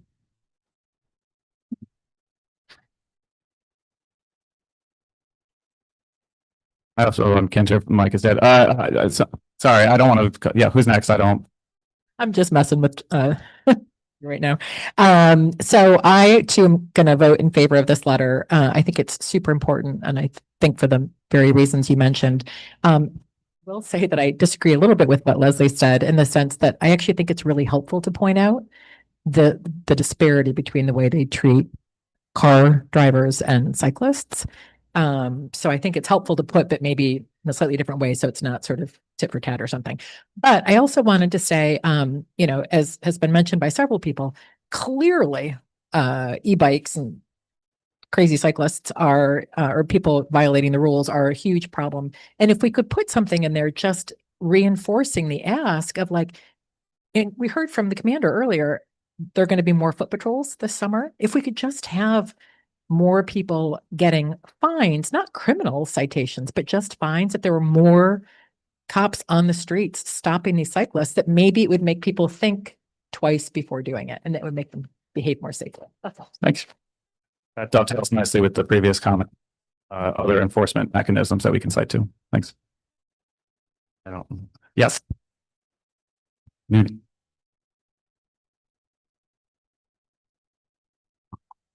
Hi, I agree. I think I'm definitely in support of this. I think it's extremely well written. I think it's a great letter. I have a point of clarification though. The data doesn't have a citation, the data on injuries and fatalities. And I heard someone mention that it was 311 data, which it doesn't seem to be. Christine is our expert. Accident data. It's coming from open data is what Christine says. But we can footnote it and make sure that we know where the source is. Absolutely. Thanks. Thank you for pointing that out. Chip. I suggest a reframing of part of it. First, I 100% agree that there should not be criminal citations for the bikes, but civil, right? I think you need to say that clearly, deliberately, and then note that in addition to the fact that they should be treated on parity, that given today's political climate, the criminal summonses could lead to totally unintended consequences. It reads as if the NYPD is doing this on purpose. And that's not the intent, I believe, at all of your letter. It is not. So thank you very much for pointing that out. I think I could absolutely rework the letter a little bit to make that clear, that we are asking for civil enforcement, not criminal, for the reasons that you just said. Because don't conflate it. That's why people. Yes. Thank you. Thank you for the suggestion. Okay. Thank you so much. I have one comment. Sorry. So I was thinking about why this is happening, and so the city council, I think it was a couple of years ago, the consumer and worker protection. I have a spreadsheet in front of me, and it talks about, you know, hey, we're going to have minimum wage for delivery drivers. The thing that sticks out to me is the deliveries per hour went from Q4 2023. They were doing 1.4 deliveries per hour. That has jumped to 2.53. They have the data as of fourth quarter. So 1 year basically up, almost a full delivery per hour. And this is quick. And I listen, I agree with the issue around what's going on with the administration and immigrants. But I think the question that we have to answer is like, why are they going so quickly? And they're going so quickly because of that the city council put into place to force these people to ride quickly. Sorry. Well, one thing I just want to say is that we've had previous letters addressed to the apps and about, making sure that their delivery workers are not encouraged to speed and to restrict and to city council on this particular issue. But do you have a friendly amendment for this particular letter? I think it needs to be rewritten. I think we have to kind of understand like why this is happening. So I'm going to vote no on this to go back and sort of reconsider why they need to do double the amount of deliveries per hour. Great. Okay. Thank you very much. One last thing. I just wanted to note that the cyclist issue is not just delivery people. Understood. People on city bikes, people, again, it's totally, and I will make sure that is it's clear. Important to recognize because we're making this about the immigration issue. We're making this about delivery workers. We're not talking about very, very well-to-do, privileged people who ride city bikes, who do not follow the rules, and that are terrorizing people that are elderly or disabled. Absolutely. Exactly the point, though, because all of the burdens fall on the immigrant community in this particular forcing bike infractions this way. And I will absolutely point that out. Thank you very much. Jesse, I think Thank you all. Ella had her hand up online. Sorry, just jumping in on for the online crew. Okay, I just want to remind everyone just quickly that we'll take friendly amendments. We're going to close this up quickly, but also that this is the work that happens at committee. You should come for committee. You should come for these discussions. You should read past letters on this topic. There's been a lot written about this, and obviously, as heard from starting with the very top of the meeting this afternoon, this is a significant issue. And so one letter is not going to cover all of our points and perspective on this, given the specific nature of the motivation for tonight's letter. But with that, sorry. Carrie, sorry. I think was that you, Carrie? Yeah, I saw Ella had her hand up the whole time, so I just wanted to make sure you got to the online folks. We did not. So Thanks. Ella. Thanks, Carrie. Thank you, Carrie. Well, I think it was just a question around like, do we have some context as to why the police department has issued this new change? Because of what we heard tonight, which is the number one enforcement and bike infractions is one of the number one issues that the police precincts are hearing from complaints from their communities. It is a quality of life issue that we have talked about here at this board several times. We are also aware of it, but that is why they are taking one approach to try to fix a problem that is citywide. And this is a letter that's saying we recognize the problem, we just don't agree with that approach. Someone else has their hand up. Sorry, Brad. My bad. I'm kind of, I mean, this is the Transportation Committee's letter, and we're getting into more full board kind of exec kind of a letter. And I don't know why we're mixing the two. I mean, we should simply state that enforcement should be done just like in a car, and the police should be enforcing it with a summons. And also, again, if they can get registered, but that's a whole separate issue. I don't know why it's all looped into one. I understand what you're saying, but I'm trying to, I'm grappling with putting those two together out of the transportation department and getting into an ICE talk. I understand your point, but that's what I'm having trouble with. Okay. Thank you. All right. I'm out. Thank you very much, everybody. Thank you, Jesse. We're now, Dolores, you're going to come up for cannabis. And then just a reminder, we have 3 exec letters. Yeah, thank God it's not cannabis. What do you mean? That's your favorite topic. That's your favorite topic. So 2 cannabis letters. One, which was just a regular application. It's actually someone who lives in the community, who decided to go into this industry basically because they wanted to, in a way, we'll call it give back. And we did actually vote that one as an approval. I'll take questions on that. I apologize for the number. There's so many numbers. Is that 54. Question, okay.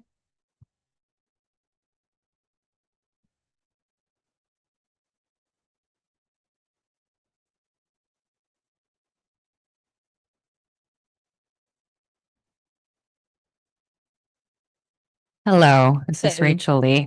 Letter 54, I just had a question. So it mentions that the applicant may be subject to proximity relief because there's another legal dispensary within the regulated distance. I just wanted to know what the committee discussion on that point was, and specifically, do we know if we are going to propose or be against a proximity relief if the applicant does go So I'm with going to that? answer that in the roundabout way that relates to the second letter. We did not specifically opine on that. We opined on the location and the operator. Okay. Simply as that. The other part of the decision is going to be made by OCM.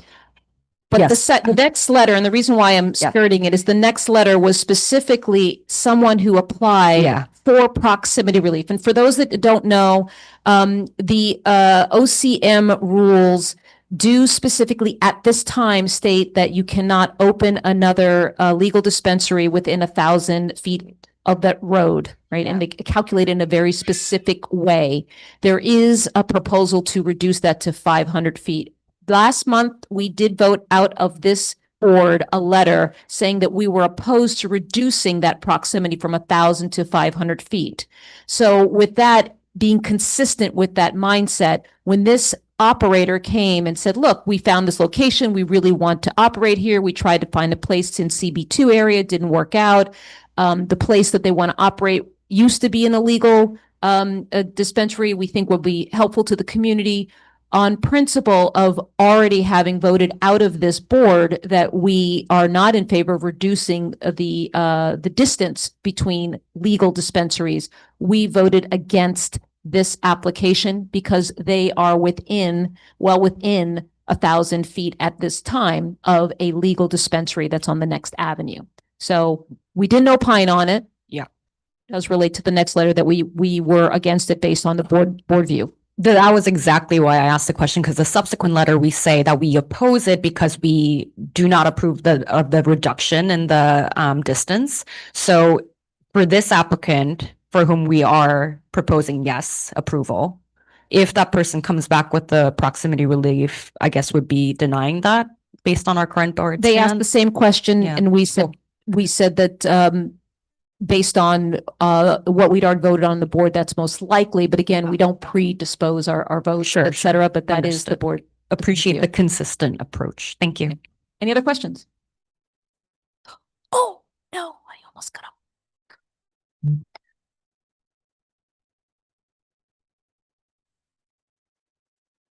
No, you need the mic for the folks online.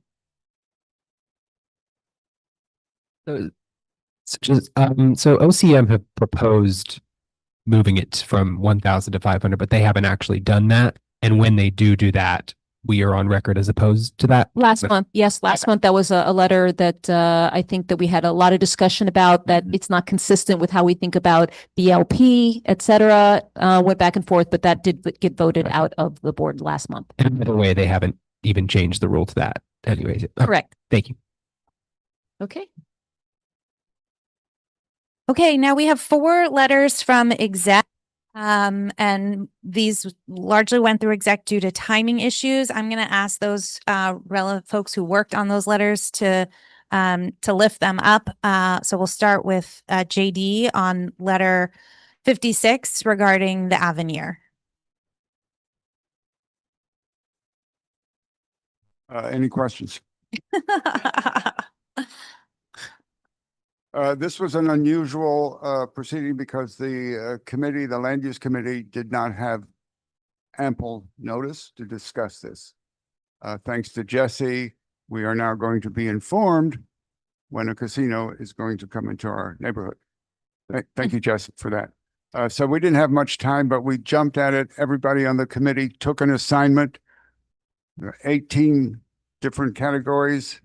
Kevin actually went and camped out over there for about 2 weeks to suss it out. Ted, I don't know if Ted is here, had a great question, Ted, about if a casino can sell liquor 24/7, why do I have to close at 6 p.m.? There was some question like that. It was a very good question.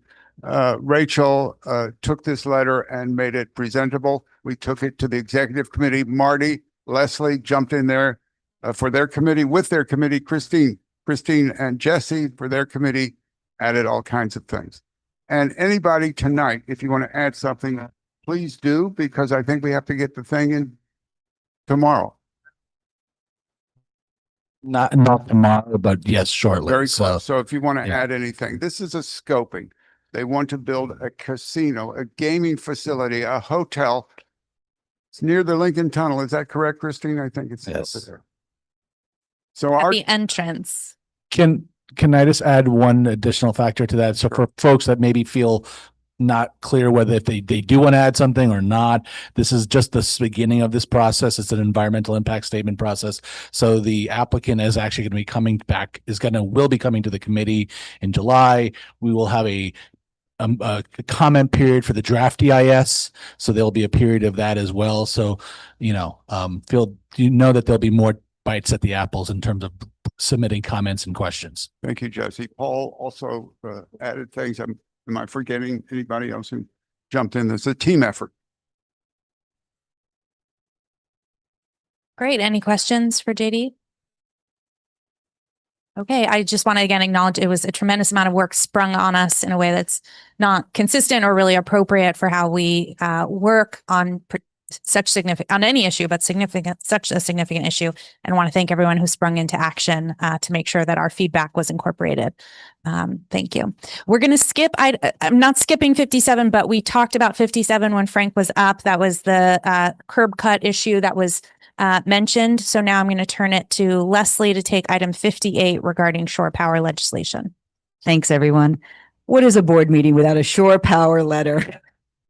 Sorry, another shore power letter, but this is actually, it was a request from Senator Hoylman Siegel's office.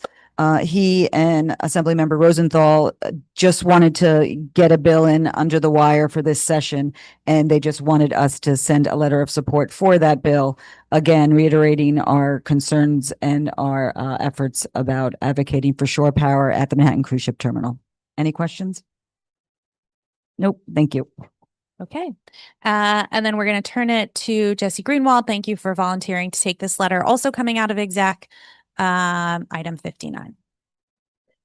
Okay, real quick. This letter is because someone in city council decided to introduce a bill that would set term limits for our district managers. And this letter says that's just silly. And that's what the letter is. I had a lot of fun writing this one. Thank you. Friendly amendment. The chair's name is misspelled, I believe. All right, that's not on me. I don't know. Maybe it is. All right. Friendly amendment misspelling will be adopted. Thank you. Any other questions? Thank you, Inga. What did you have a question, Aaron? We'll just need you to get a mic. Yeah.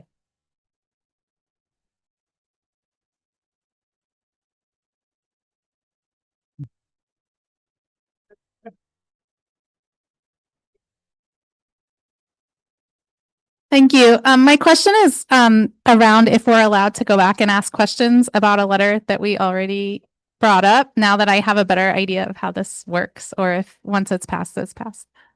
Do you have a comment on the letter? Yes. Like a friendly amendment? Well, both, yes. Okay, this is very atypical, so we'll use this as a learning moment, and we're also going to link into the learning that we do right now. So we want to honor that you have been brave enough to ask, but I do want to just ask everyone's indulgence to restrain themselves. We're not reopening discussion, with the exception of hearing from our new member. So please. Thank you, and my apologies. So thank you for bearing with me. My question is about item 47, the letter about DeWitt Clinton Park conditions.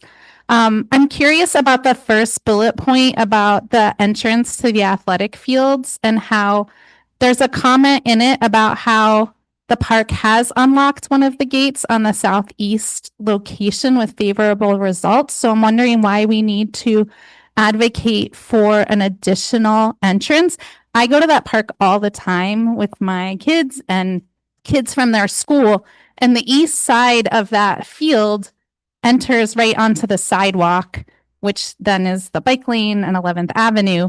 So if we're advocating for another entrance, could one of the ones that are internal to the park be open instead? And if it's an entrance in, it's also an exit out for kids, for dogs, for balls, and any of those other things. So I personally find having that one entrance sufficient. But if people are asking for an additional one, I'd recommend one that is internal to the park and not one that exits onto the sidewalk in the avenue.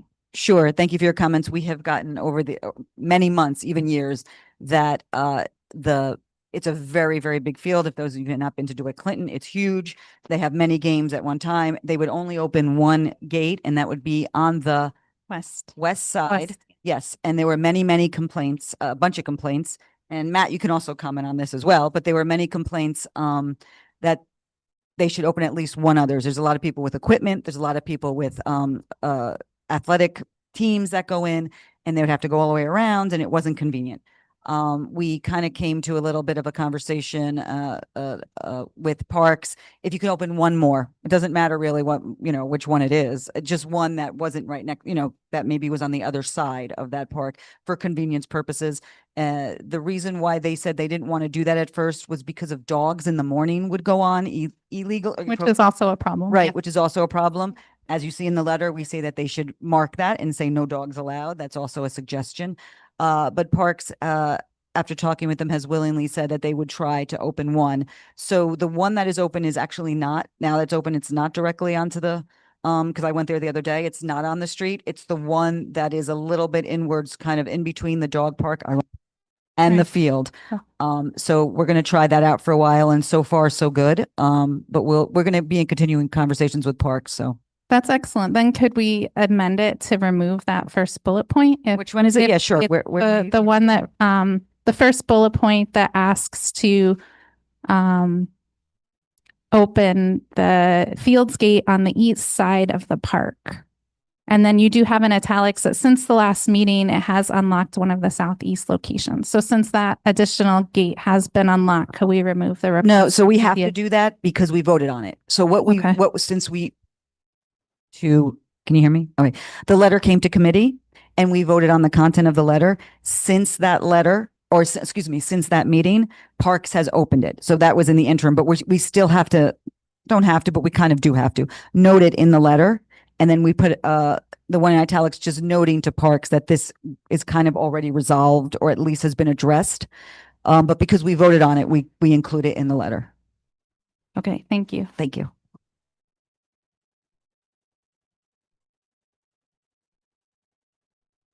Soul. Thank you again. Okay, with that, yes, JD?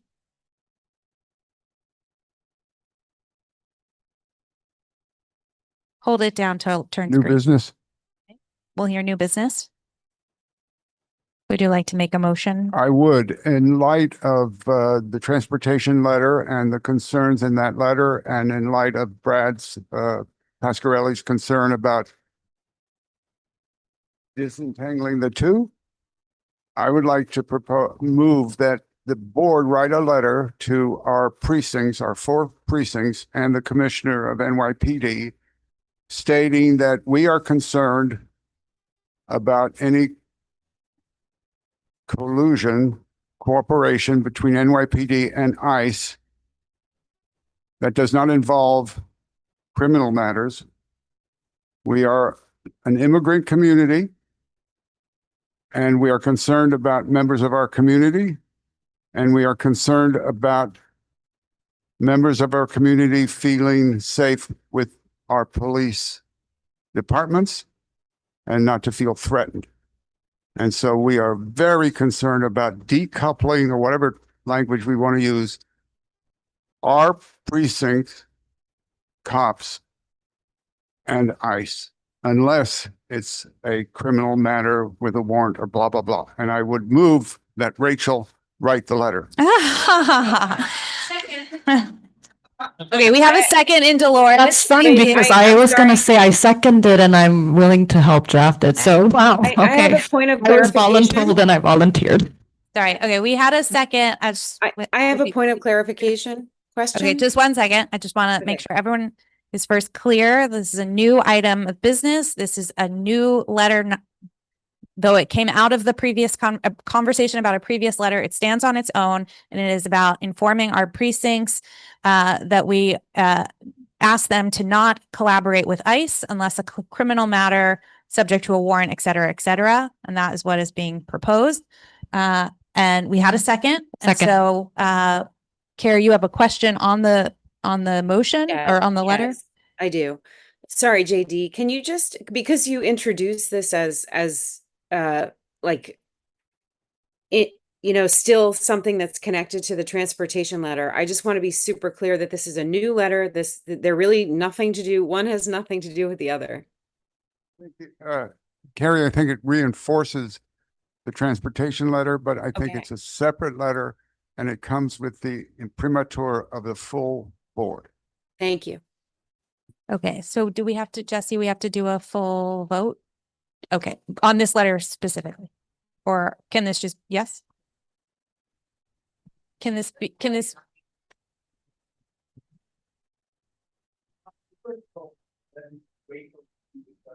okay, so we're going to make this item number 60. Are there any other questions for JD about this? Okay, fine. So this will be item number 60. If you don't have it on a vote sheet, please write it in. And I'll turn it over to Katie, who will handle the roll call. Hey, everyone, and especially for our newbies, let me explain real quickly how this is going to work. I'm going to read each board member's name alphabetically, and then you're going to tell me how you vote. You're going to tell me you vote no on 3 letters, you'll give me the numbers, you vote yes on the rest, or you're P&E on something, which means present, not eligible, or that you're abstaining. So just the first thing you should probably do is tell me what letters are not in the majority. So if you're basically in the majority, going to vote yes on most letters, but there are specific ones where you're abstaining, voting no, or voting P&E, let me know those first. Okay. And then just to let you know, I'm going to say your name. You're going to tell me how you vote. And then I'm going to repeat back so it's in the record what you just said. If I repeat it back incorrectly, please correct me. Okay. Yeah. And also just as a quick reminder, there are 3 letters that are sent back to committee. So as Greg mentioned earlier, letter number 45 is sent back to committee and is already indicated on our vote sheets. Letters 48 and 49 are sent back to committee. And we've also added a letter. There's letter 60, which is the one that JD just mentioned. Okay, so any questions about our process? And I think Jesse wanted to say something. Yeah. So everybody knows, in terms of the letters that Katie just mentioned about going back to committee, or in general, any letters that are already listed as being either tabled or going back to the committee or withdrawn, don't worry about it. We'll fix it in post. Don't worry about having to get that exactly right now, as long as Katie understands what you're voting on. For the new members, I've said this to a couple of y'all.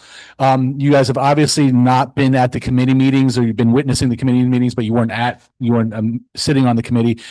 You feel free, if you want to, you can vote any way you want, in support, against, abstaining. That's all fine. You can abstain from these letters at this point in time, since you were not part of the board during the committee discussions. Just wanted to throw that out there. Okay, so we're going to start with Ted. No to 52, yes to the rest. Roberta is not here tonight, is that correct? Okay, next is Christine. No to 55 and yes to the rest. Leslie Bogosian Murphy. Abstain from 54 and 55, yes to the rest. Liam. Yes to all. Kevin. Yes to all. Lisa. Is Lisa? Oh, not here. Sorry. Marty. No to 14, yes to the rest. Paul is somewhere. No to 55, yes to the rest. Pete. Yes to all. Jeffrey.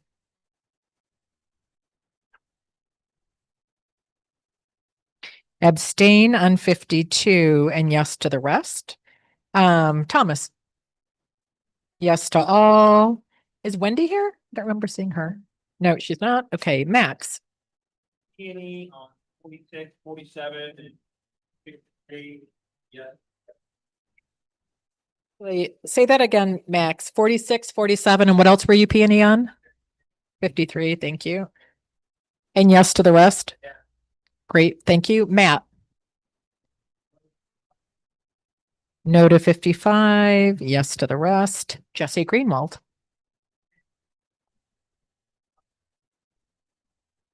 P&E on 54 and 55, yes to the rest. Let me turn my page for a moment. All right, my co-secretary. Yes to all. Aaron. Isn't Aaron over there? Yep. Aaron is yes to all. Thank you.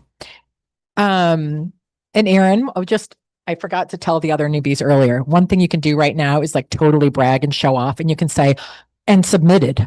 So if you want to like brag, you can say that you've submitted it online.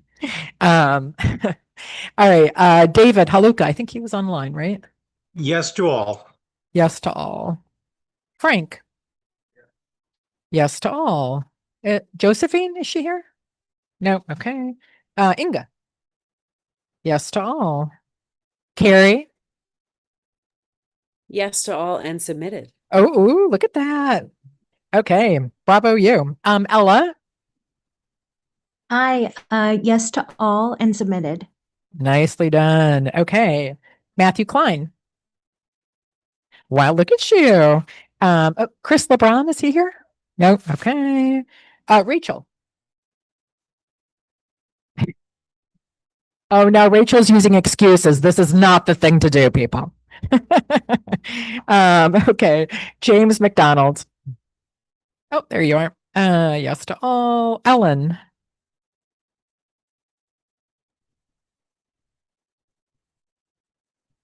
Actually, I couldn't hear. What are you abstaining from? 60? Okay. Okay. So no to 55, abstaining from 60, and yes to the rest. Is that right? Great. Thank you. Brendan. Where's Brendan? Oh, there you are. All right, hold on. Abstaining from 54 and 55, and yes to the rest. Got it. Sanford isn't here, right? Oh, hello there. Sorry. That's okay. No to 55 and yes to the rest. Okay, Shanice, I know I saw you. Ooh, look at you. All right. And she submitted. Okay, Charles. Yes to all. Okay, Gregory. Yes to all. There you are. Tina. Not here? Okay, sorry. Mike Noble. Yes to all and submitted. Thank you, Mike. JD. Yes to all. Maria. Yes to all. Alan. Yes to all. Brad. Abstain on 52, yes to the rest. Thank you. Yeah, I'm sorry. Brad, did you say you abstain? On 52? Got it. Okay. Thank you. Yes to the rest. Thank you. Got it. Abstain on 52, yes to the rest. Joe. 1515. Oh, 33. All right, hold on. And 33, yes to the rest, you said. Okay. Dolores. Yes to all. Katie. No on 52, yes to the rest. Brian.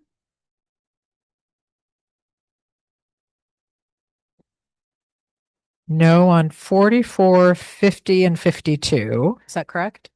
And then yes to the rest. Great. Thank you. Me, yes to all. Hector. No to 52 and yes to the rest. And submitted. No to 52 and yes to the rest. David Warren. Welcome to all new board members, and abstain on 55 and yay to all and submitted. Abstain on 55, yes to the rest. Rodney. Oh, nice. Yes to all and submitted. Alice.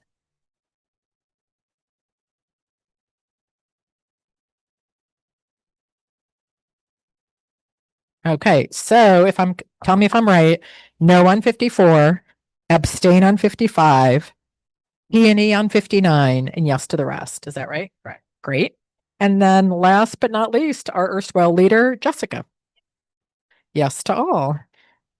Okay, thank you.